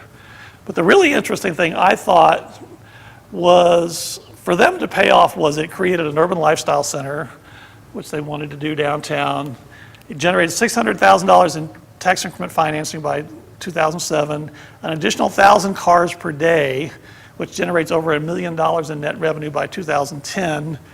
And it was the impetus for putting a condo project here. So it met their goal of more downtown residential. And this is what's going to fit, believe it or not, in this little area between these stair towers. And that's this grassy area here. And that's what they're putting in there. They were rated #1 by Forbes magazine as places to do business. So they've really kind of gone a long way. That strategy of well, it's not just the parking strategy, but it fit in with everything else. The thing that's not in here, anyway, they have an investment ratio. I think it's 5-to-1. They invested like $16 million in parking and infrastructure, and they got $87 million in investment, and that turned out to be about a 5-to-1 ratio. So it really pays off for them, but that makes good business sense. The Boulder model, 25 square miles surrounded by reality, but this is their community right below the Flathead streets. They call their program Parking Plus. It's really more than about parking, but it's revenues that are reinvested in the downtown that support the community values. They have their guiding principles. They're focused on economics and partnerships. So they have balanced access, customer service, maintenance, fiscal responsibility, responsiveness, enforcement, education, urban design, and economic vitality are their guiding principles. Balanced access, they had at one point in time, a couple of years ago, they actually had 62% people using alternative modes. It's kind of dropped back down to an unrealistic 45% compared to most of the world, but they're doing a really great job with that. There's their Pearl Street Mall. They thought that if the Pearl Street Mall is what people want to experience, that the parking experience shouldn't be that far off from that mall. It should be clean, it should be safe, it should be more attractive than normal. They do a good job of managing their budgets. They've got all these customer groups. The public process there will drive you nuts. Their downtown ambassadors work well. They have pretty aggressive enforcement everywhere. They do a good job of educating the public on their mission and goals, but also what they've accomplished there. They like the fact that they have good urban design criteria. Again, this is the parking structure that's wrapped with office and office above and retail on the first floor. Lots of economic initiatives. They have their all kinds of parades and film crews that come to do there. And this is what they kind of think about as strategic investment. The parking revenues that they generate, they reinvest into economic vitality initiatives and all these things on the mall, the EcoPass program, the $100,000 to the bid, those kind of things, which makes the downtown mall more attractive, which generates more customers, which generates more parking revenues, which they can reinvest. So that virtuous cycle thing is really working for them. Lots of public art that they help fund. Planning studies they fund. There's the Pop Jet fountain that everybody's so crazy about. They support the bid. The bid does a great job of marketing downtown, and they figured why try to compete with that or reinvent the wheel. They just contribute $100,000 a year to the bid to help them do their marketing so they can be competitive on a regional basis. They really like their EcoPass program. They think it has a triple benefit, the employee benefit of retention and recruitment. They think that that adds a positive benefit. It reduces costs because they have to build fewer spaces and maintain fewer spaces. And it also generates less confusion because of less traffic by people taking alternative modes. The EcoPass is about $83 per year per employee. The cost to construct a garage for them is about $24,000 per space and $500 a year to maintain. So that looks like a pretty good investment compared to that, especially when they don't have the space for more parking and they really couldn't handle the traffic. They don't want the congestion. So it fits nicely into their overall program and their downtown community. We have a great program like that here, but our utilization is not where we want it to be. Yeah. So we need to find ways to get people using it. It's just, there's a whole sense here that there's so much potential. If all the business were really booming and people really were coming downtown because of, it's just, it's a density and it's a vitality issue. And it's just, how did they get from here to there kind of a thing. When they did the St. Julian garage or hotel, they put the parking underneath it. They paid the premium for putting it underground because it was the right design solution for that part of downtown, because they wanted to reserve the pad back here for air rights development for another development. So they put the parking and paid a premium for putting the parking underground.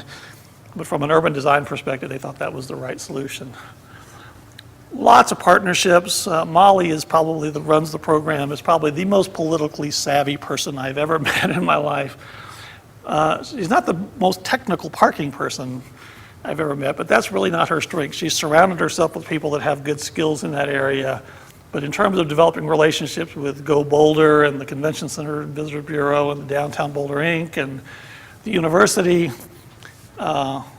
they are well respected and invited to almost more meetings than you'd care to go to. So that's a little bit about Boulder and a little bit about Boise. I think we're just about done here, so.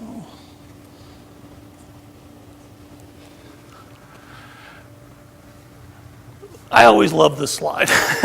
If what you're trying to implement is some kind of change, whether it's just policy or just setting your program in a new direction, like your downtown master plan, you need to have 5 things. You need to have vision, you need to have skills, you need to provide incentives, and you need resources, and you need an action plan. And then you might achieve some level of change. If you don't have the vision, you end up with confusion because nobody really knows where they're going. If you don't have the skills to implement the new vision, you create a lot of anxiety, especially for staff that are trying to implement new programs and that kind of thing. People are always reluctant to change. So without some kind of incentive to encourage them, you end up with very gradual change, if any change. If you don't provide the resources to really get the job done, it's just going to generate frustration. And if you don't have a good action plan, then you just have a lot of false starts and you never really get anywhere. So this is just kind of a reminder as we're thinking about going into a master planning process for the whole downtown and where we want to go. Once we define that vision, we have to develop a plan to get there if you really want to have that change occur. Finally, I think this is the last slide. The ultimate parking system goals are to have a parking system that's healthy and financially sound, that generates positive attitudes from the public about the parking facilities and the programs, that has a positive impact on the businesses and other public entities that depend on a parking system that really works for them, because it really is support infrastructure. And finally, creating an operation that kind of raises the bar and exceeds customer expectations. So that's kind of the overall goal of this best practices program that we put together. So, all right, I'm done talking, except for questions. What haven't we covered? We've covered a lot. You guys are we're actually on time. It's hard to believe.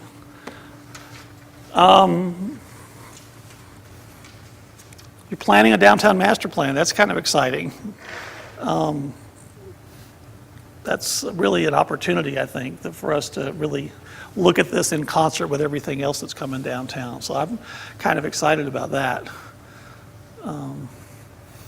What other things do you think need to be looked at relative to parking? Anything that's missing? Anything you have questions about? Yeah. Dennis, a lot of these people are retailers, and they didn't make it to the parking commission meeting today or the city council, and you had some ideas about ways to be customer friendly, but tougher on user. Oh, the fine system thing? Sorry to keep going back to that, but that's one. Well, that's okay. I mean, the concept that, there was kind of option A and option B on the table, and I kind of threw an option C on the table just to confuse things more. But it's basically based on what I've seen work in Fort Collins.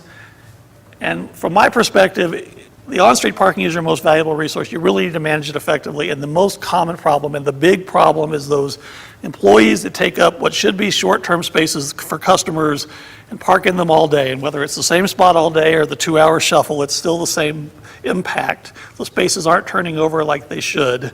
That's the real problem. So setting up a fine structure that really addresses that problem. But again, you don't want to hammer the occasional visitor who comes downtown and is having such a great time that he overstays his time limit and, oh my God, it gets a parking ticket and then leaves it for another 5 years and doesn't come back.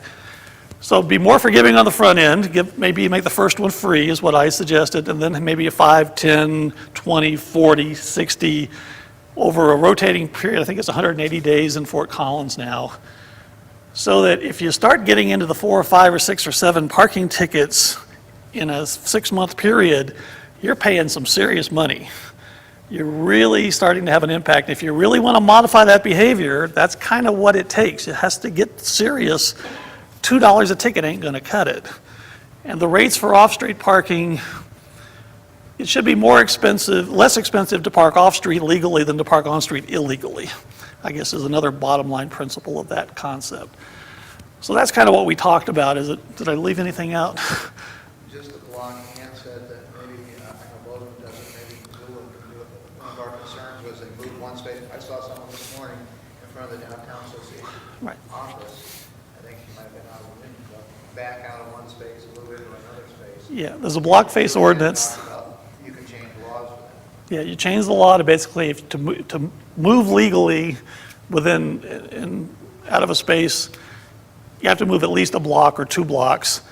And that kind of discourages, it's just too much trouble to have to move 2 whole blocks and walk all the way back. It just takes too much time, and it's another element of defeating the 2-hour shuffle game that people play. At that point, you might as well lock the parking structure. Exactly. So, all these, but you have to have legal framework in place in order to be able to do those kind of things. And that's what they did in Fort Collins as well. So, I think we're going to talk to Fort Collins, see what lessons they've learned in the past year and a half. They probably tweaked their program a little bit based on their experience. We might as well learn what they've learned. Randy's a great guy. He'll share anything with you. So that was my recommendation, is to look at that model, maybe emulate it to a degree that it makes sense here, check with them to see what they've learned in the past year, and maybe that's the model we could use to go forward here. Seems to address the issues that the merchants have, seems to address the concerns of solving the real problem. I think there's a question about what the revenue impacts are going to be. I think that's worth looking at and worth considering. If you have the rotating policy so that it's every 180 days like they do in Fort Collins, what's the right time frame for Missoula? Again, I think we can learn from Fort Collins, see what they have to say on that. But again, we need to make it a policy that works for Missoula. There may be some differences in Missoula and Fort Collins but again, it's a good basic policy. It has all the right economic pieces in place. It has all the right structure in place, I think, to deal with the problem as effectively as you can deal with it. Still trying to be sensitive to your downtown customers and trying to be friendly overall. Your off-street rates are still very affordable. Your on-street are still very, very affordable compared to other communities. So, I mean, I still think you can advertise very honestly a very customer-friendly, very cost-friendly system overall. I don't think you're gouging anybody. If anything, I think your rates are probably a little low. But you guys probably, locals probably don't think that. So, again, it's... Another addition to that is the retailers were concerned there wasn't enough enforcement, but you said this particular program, Yes. you have some options here. Yeah, well, one of the issues with the current program is it escalates during the day. Theoretically, your fine should go up during the course of the day, but the parking data doesn't get downloaded but once a day. This system, though, because it really ramps up on the back end with the rates for repeat offenders, it doesn't really matter if you have that capability to update during the day, and I think that's a little overkill anyway. Once you get up to 4 or 5 tickets and you're paying $60 a ticket, you're going to start paying attention to that. So I think it'll take care of that issue for you as well. How is the violator informed of how that rate structure works? That the first ticket that they get would indicate, if you do this, this is going to happen? Yeah.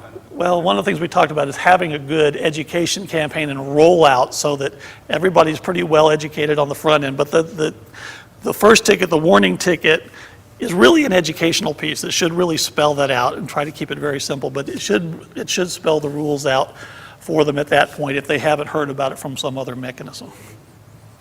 Ambassador thing that you talked about where Yeah. he actually puts it on the screen. They should be well educated. They should have a spiel. You should script it out for them so that they're saying the same thing most of the time. And they really can sell the benefits of it. Why are we doing this? This is why we're doing this. And you want to focus more on the positive elements than the negative elements, but you need to make sure the negative elements are clear. The businesses can do a big part of that education as well, talking to their employees, having staff meetings, saying this is what this new policy means. Are you all aware of this? We support this. One of the goals of downtown is to encourage development and growth in Boulder, Boise, and even in Missoula. Who's ultimately responsible for employee parking? Is it the developer, the new employer, or is it the parking district? Is it the city, the downtown? Well, that's an interesting question. I mean, if one of the goals is to limit where employees can park by enforcing the escalation, where do employees park? Well, there should be employee parking options, and apparently there are good employee parking options that are about 65%, so there's not a capacity issue right now. Right now, there's no requirement for building parking if you develop in downtown, so basically that responsibility rests with the parking commission. I think if you really start seeing development take off, you could quickly get behind the 8 ball, and there may need to be another funding mechanism put in place for that. But that would be kind of a good problem to have. That would mean that things are working and things are actually starting to happen, and we need to understand how that's going to play out going forward. Tax increment financing. What was that new district you were talking? What did you call that? DMG? No, The number 5, yeah. You already, No, you're thinking of something else. You had a different name for it. It was the replacement for the TIF stuff, or the successor to the TIF, Oh, the new market tax. new credit? market tax credit stuff, yeah.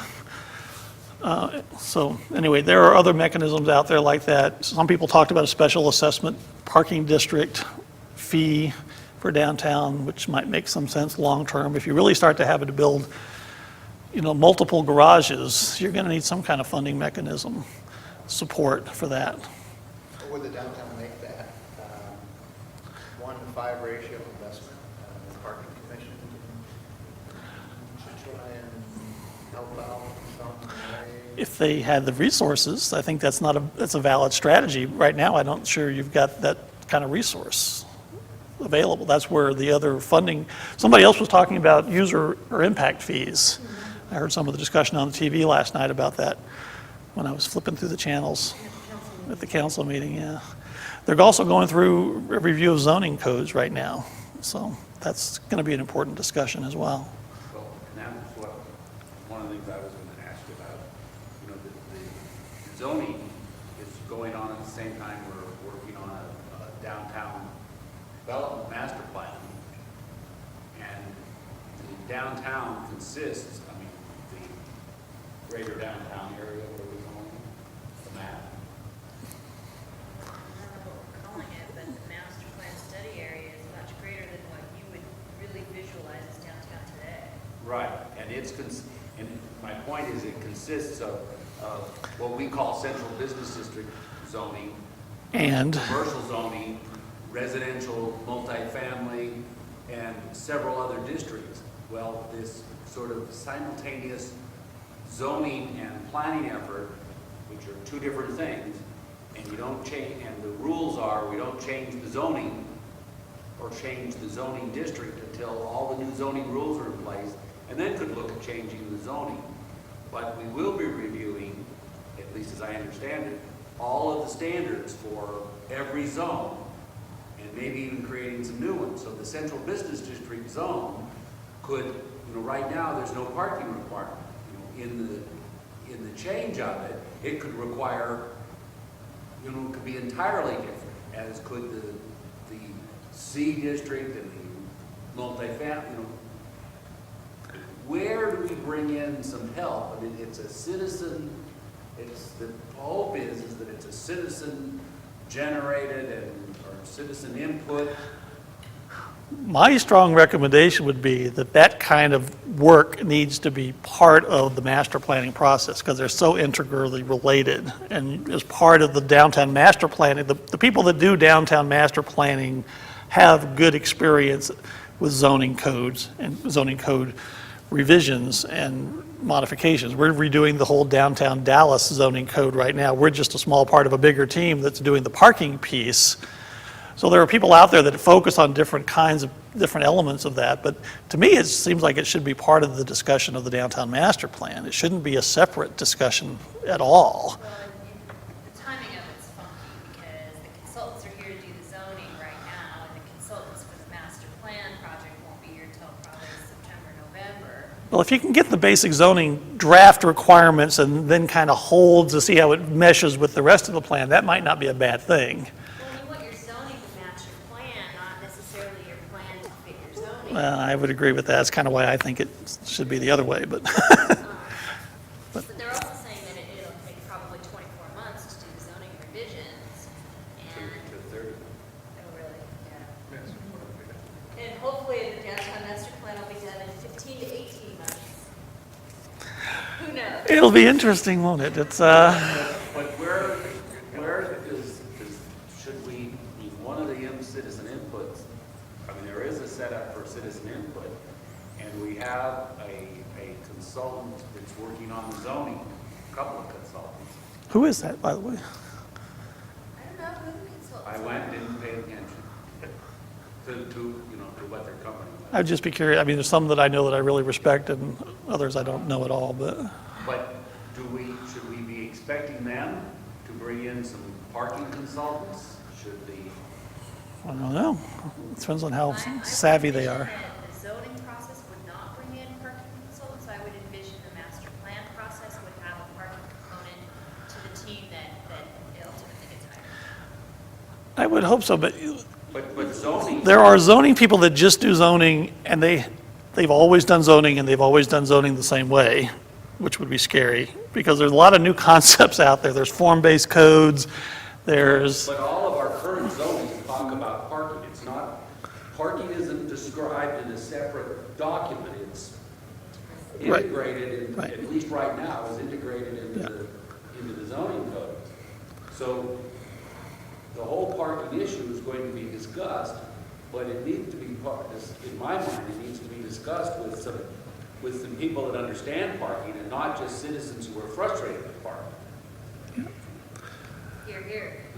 Well, you've got my card. Have them give me a call, and I'll talk to them. We'll see what happens. But be curious to see where they're going with that, though. Because there are some really interesting concepts being done with parking zoning in terms of more flexible standards that take a lot of different things into consideration, as opposed to the more traditional standard zoning approach to things. And that's the kind of things that I would like to have conversations with them about, simply because, have you considered this? Have you considered this? Have you considered this? And it creates more options, really, for the planners and for the developers and for the city to have some flexibility, rather than to have very narrow, non-negotiable standards. I think there's a lot of room that can be done to have that, to have better solutions in place than just standard. I mean, just having a shared parking ordinance model that can be put into place, that would be something that we would give them and say, this is the standard based on ULI, so it's recognized and accepted. Hopefully they would build that in. I mean, as part of your basic zoning requirements, you should have a shared parking model, and you should have a mechanism for variances based on people willing to do different things to modify zoning or parking demand patterns, and having different uses, mixes of land uses and those kind of things. So lots of interesting stuff happening. That whole area, I think, is undergoing a metamorphosis right now in terms of the more progressive way of looking at it compared to the more traditional way of looking at it. So I would hope that they would be aware of that stuff and be looking at it. Don't know who you're talking to, so I'm not really. So I can ask that question though. Yeah. They are doing something quite interesting. They've set up an interactive website, so that kind of like a blog or. So, Okay, well, send me an email and I'll blog into it and start giving them all kinds of crazy stuff to think about. So. What's interesting about the downtown master plan process is that it's really being borne out of the private sector more so than the public sector. As opposed to going through a traditional planning process in our community where it's housed in the Office of Planning and Grants, and paid for by city government and, goes at the speed of city government. This planning process, came out of, the Business Improvement District, the Parking Commission, the Redevelopment Agency, and the private businesses and developers that are really wanting to have a plan to know sort of what they should be doing. And what's the Office of Planning and Grants doing? Where are they? They're doing rezoning. Oh. You would think they would be at least an equal partner in this at some point. So what did they say? I assume they said we can't participate. I think it's a resource issue. Well, if you're sort of in the driver's seat, that may be a good thing. I don't know what to say. But I'm impressed that you're taking the initiative. I think that's really good. Somebody needs to. Yeah.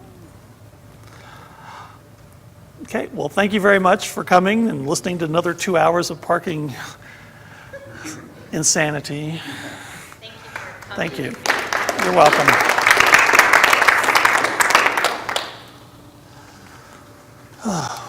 So we are seeing an increase at the district level. People are saying they need resources. People are saying they need background knowledge. That's decreased some at the district level, and certainly at Lewis and Clark with the additional professional development those teachers have had. It's nice to see that lack of interest isn't a barrier, and it's also nice to see that lack of administrative support is not a barrier, not a significant barrier. Neither of these are. Lack of professional development at Lewis and Clark, you're seeing a low number because we're having so much professional development. At the district level, it's basically a third of teachers are saying they need professional development. And time, we're seeing some pretty significant numbers, which I think that would be much higher, as I mentioned earlier. This can be difficult to see. I'll do my best to explain it. I wish I had been able to include it in your packet, but it's a little tricky to make these complicated Excel charts. What we're seeing here is the percentage of teachers who are saying that they need these certain things.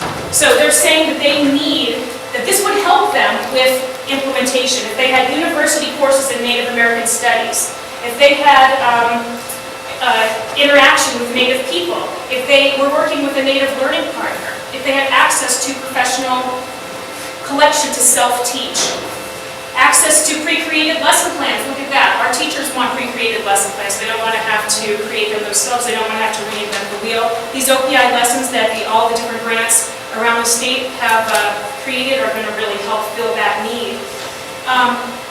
They want access to children's lit. That's another one that's really high. Attending Indian Ed for All conferences, school level professional development, and district level professional development. So our purple color here is the district pre-survey. Maroon is the district post-survey. Yellow is Lewis and Clark pre-survey, and blue is Lewis and Clark post-survey.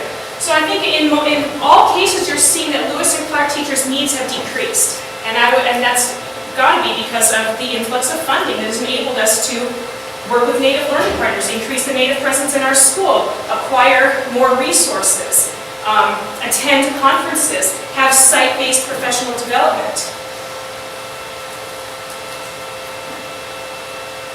Okay, so I just want to talk about some quick ways that Lewis and Clark teachers have implemented Indian Education for All, because these are ideas that could serve teachers throughout the district and throughout the state. And this is in their own words, okay? One teacher said that she was able to provide more in-depth instruction and research on Montana tribes. We had native speakers, storytellers, musicians, and learning partners working in our schools. One teacher or several teachers did more comparisons of traditional and contemporary life, study of Salish cultural traditions such as the use of the Bitterroot. IEFA was tied to the science curriculum by some teachers. More than one teacher actually did flag unit where they studied the American, Montana, and Salish flags, so that's sort of a precursor to the learning about sovereignty. Traditional games and sports have been incorporated into our sports day, which is happening on Friday, thanks to our PE teacher who learned about Blackfeet games particularly. Children around the world, a study of cultural similarities and differences. Several of our teachers worked on that. Vastly increased use of read-alouds and literature to reinforce reading comprehension. Art projects, looking at the Native point of view in social studies, which I think is something that's been lacking in social studies, forever, and we're just starting to now look at multiple perspectives of the participants in history. We had many field trips that were related to Indian Ed for All, and here are some of the challenges that teachers reported. Being able to rely on their mentors, on their learning partners, that was a significant challenge for many teachers, that people who didn't show up, didn't call and say they weren't going to show up. Having time to plan and work with their team to develop integrated lesson plans, review materials, implement Indian Ed for All using available resources. Time to delve into materials. It's difficult to fit IFA into the already full curriculum. Some teachers found resistance by Native students. Some teachers felt they weren't confident in teaching the objectives of Indian Ed for All. They needed more resources on Montana tribes, which can be very difficult to get because many of the tribes don't have a set of resources that have been approved by their cultural committees, if they even have a cultural committee, and that are easy to get, unlike the Salish where there's quite a few resources that we're able to get. Or the Blackfeet, which actually has resources out there, from large presses because they're a well-known tribe. Some teachers were concerned that if they were teaching Indian Ed for All properly and the students are understanding the material, and some teachers had difficulty implementing Indian Ed for All outside of a self-contained classroom setting, like in resource, for example. But we had some successes. Students exhibited high interest, they enjoyed the lessons, teachers felt good emphasizing past and present perspectives, they were enthusiastic to be a part of this project and to raise their personal understanding and participate in professional development opportunities, increase their knowledge. Teachers felt that having elders in the classroom made the greatest impact and impression on students, although it was one of the most difficult things to accomplish. And I'll let you quickly browse through the rest. I know you're all dying of heat exhaustion. It's really brutal. One teacher said, I really feel my students understand the unique nature of Native American relationships to our government. So we do have one teacher, I don't know who that is, who's doing some good work with sovereignty. And here are some quotes from teachers which illustrate the research findings. While I certainly understand the intent of IEFA, I feel overwhelmed with curriculum areas where high-stakes testing is given. I get the why, I don't get the where, when, or how. However, the state can't mandate Indian Education for All without support from the teachers. I have no idea what to do to make it meaningful and appropriate. I don't want to use literature, lesson plans, etc. that are politically incorrect or inaccurate. And here's some quotes from teachers saying what they need. I would love to have grade appropriate material to teach my third graders. We have a manila envelope in our Native American trunk at school. It's not third grade friendly. I don't have the time or energy to turn that adult material into third grade appropriate use. I'm happy to include more Native content in what I teach, but I need to know exactly what the emphasis should be. We'd also like specific materials. And another teacher down here says we have too much curriculum, too little time, it's not a priority. And we still have teachers who have misunderstanding and negative attitudes towards Native cultures.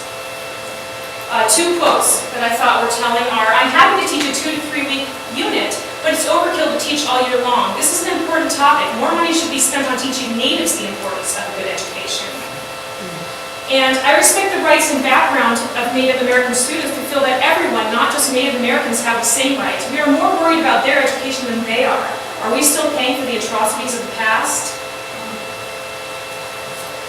So in conclusion, some teachers themselves are biased and need specific training to combat negative stereotypes and develop greater understanding of cultural diversity and multicultural education. Multicultural ed is not a required undergrad class at the University of Montana, where many of our teachers come from. And so that would be an area that the district could fill in. In general, teachers feel that IFA is important. They've heard of the mandate and many consider it a priority. There's a lack of professional development and background knowledge. These are primary barriers to implementation. Teachers' perceived needs fall into 4 general categories: curriculum, literature, both children's and professional development, and making connections with Native people. My recommendations based on my research are that NCPS use Indian Ed for All money to purchase professional and children's library resources. These items last for years. It's not just something that comes and goes. They're in our collection, they last. And it serves the needs of teachers and students. Our yearly library budgets are not enough to purchase the needed resources in a timely fashion. We would need an influx of maybe $5,000 per library to create a collection like the one that I have. We need to develop a catalog of human resources, cultural experts who are willing to work with teachers and students, and use our funding to pay stipends, because they can't expect people to be doing this for free. We need to promote Indian parent involvement in all areas of school life, which will increase the Native presence in schools. And I know that Nancy's going to talk a little bit about our action plan, and that was one of the pieces.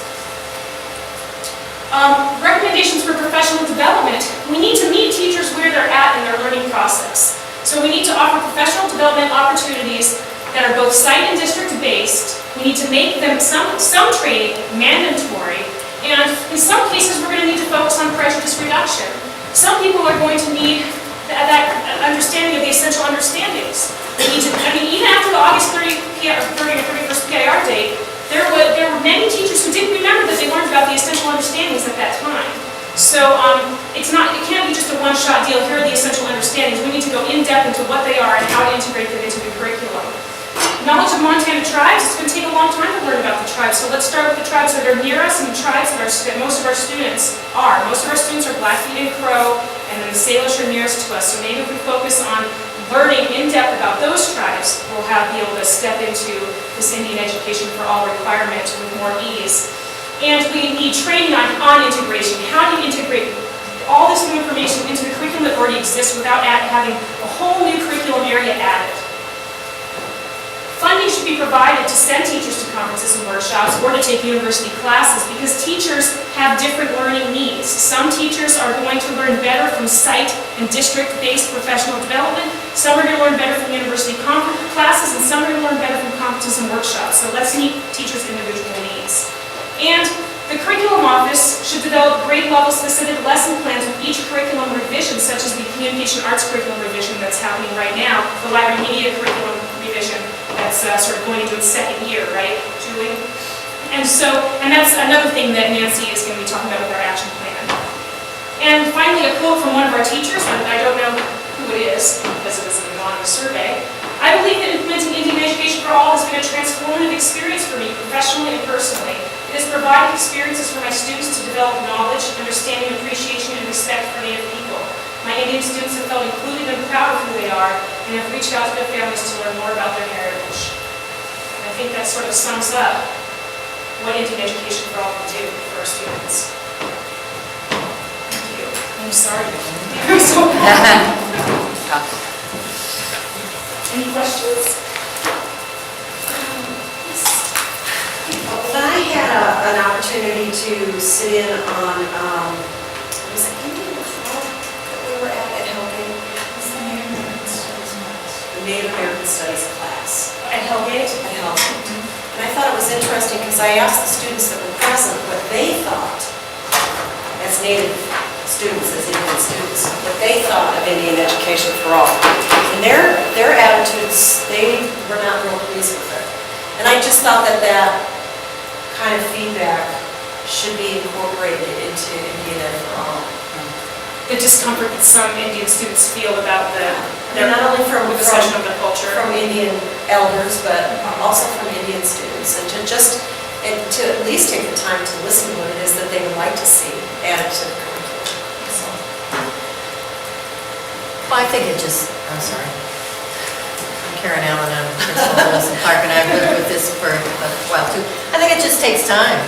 I also think that kids in high school are at a very different spot.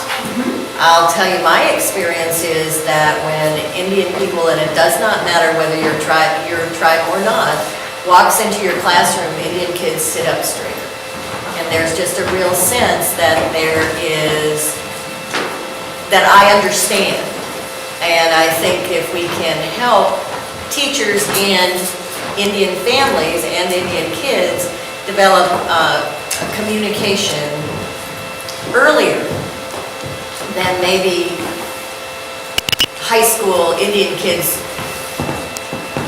won't feel that there was so much specific lacking for them. Because I know that our kids, it's just a fascinating, there's some little ripples that happen that you don't know are going to happen until you're out there working together. And you have to have, there are huge challenges. One of the things that's interesting, I think, about us, we had to learn is how different people, and Margaret and Aaron mentioned it, how different people within a culture are from each other. And because we don't know how limited we are, we make the assumption that all Salish families are the same, or all Blackfeet families are the same. And we have come to understand that every family has a different perspective on when and how you read coyote stories. Just like every person in this room has a different way they celebrate Thanksgiving. And I think that those have been some of our biggest understandings. And then just the general, at Lewis and Clark now, we probably have over 100 Native kids of probably 5 to 10 different tribes. We've not actually asked them what tribes they are. But there's just a greater sense that we speak about it that we didn't do before. We were trying to be nice people before, but we certainly didn't speak about different cultures the way we do now, and we certainly didn't speak about Indian families and Indian interests and how Indian people caught fish and all those things that we talk about now that are relatively routine that we had to learn. And that I think is the big deal. Also, I think that since the civil rights movement, we've seen more integration of content about other minority groups into the curriculum about African Americans and Asian Americans and whatnot. But Native Americans have continued to be the invisible minority. Even though they're present in our schools, the curriculum doesn't reflect their existence. You don't see pictures of Native children in the textbooks, just something as simple as that. The history books speak very little about the conflicts and the histories of Native peoples. And I think that with Indian Education for All, Indian people are finally going to be able to get a voice and be reflected in the curriculum. And children will see themselves reflected in the curriculum. In the picture book that's read aloud, oh, there's a kid that looks like me. Oh, I jingle dance too, just like that girl in that book. And as a result, I think ultimately we'll see increased student achievement. But I also think it's really interesting, this, just the whole idea of prejudice in our culture, Because there was a program on the other day about black children, and they redid this study that had been done back in the 50s, where they showed black dolls, big dolls, to black children with a white doll, and they said, which is the better doll? And even after all these years of trying to integrate and, get people to overcome their prejudices, our culture obviously had influenced these kids, and all of these kids picked the white baby. And why is that baby better? Well, because it's white, and therefore it's nicer, or they came up with all these different adjectives. And I guess what I'm saying is that I just think this whole issue is so multi-layered and it's so complex that, this whole Don Imus thing. I just think it's so fascinating because instead of taking that as an opportunity to look at what are our prejudiced attitudes in our cultures towards all people of all different cultures, whether it's Hispanic or whatever, is that we just tend to say, well, that it's bad to be prejudiced, so let's just don't do that. We're going to fire this guy from his job and let's just move on. I think part of the problem is that fear of talking about prejudice and talking about in the classroom, a fear of bringing it up and having to engage in those discussions with kids, or not knowing how to engage in those discussions. It can be very uncomfortable. Okay, because how can you know where your prejudices are unless you put it out on the table? And then you can start changing attitudes. So That was a lot about developing our background knowledge. I think a code word for what you're talking about is developing our background knowledge, because we have great fears. On the other hand, well, like when Nancy may talk about it, there's also a ready-to-go grant project that has to do with read-alouds. And Tammy Elser, who will work with people in our district numerous times, came and taught our teachers, and they related these read-alouds to the essential understandings and yada yada, but then when they had to read things out loud, where they thought they were walking into a place where they would have to lead a discussion, or where they might be on not very solid ground, they're afraid to go there. So almost we have to come and practice that, because the community up till now has said to us as teachers, don't go anywhere that will create any ripples. And one of the things we had to learn in Indian Ed for all, I've told this story numerous times. I was talking to Joyce Silverthorne and I said that our teachers were afraid that they were going to do the wrong thing. be politically incorrect. Right, and we have plenty of examples of that, and she said, develop a thicker skin. And Erin knows that I've said that numerous times, and I've had to work on myself to develop a thicker skin. However, back to the point you were making, just recently I have a parent who has complained because our sports day is now half Native games and half more traditional sports day games. I also had a parent, a very intelligent, thoughtful parent, who wondered why we were only studying Indian culture, why we weren't studying all other cultures. And so these are issues that we just deal with, and if we don't deal with them, we don't get anywhere. Right. But you understand what I'm saying is that prejudice and all of these things are so much, it's more than cleaning up our language and being politically correct or incorrect in what comes out of our mouths. I mean, to really get to the essence of what it is that we lack understanding, and we need to talk about it. It's going to places we've never been before. And that's a perfect segue for me to go on to my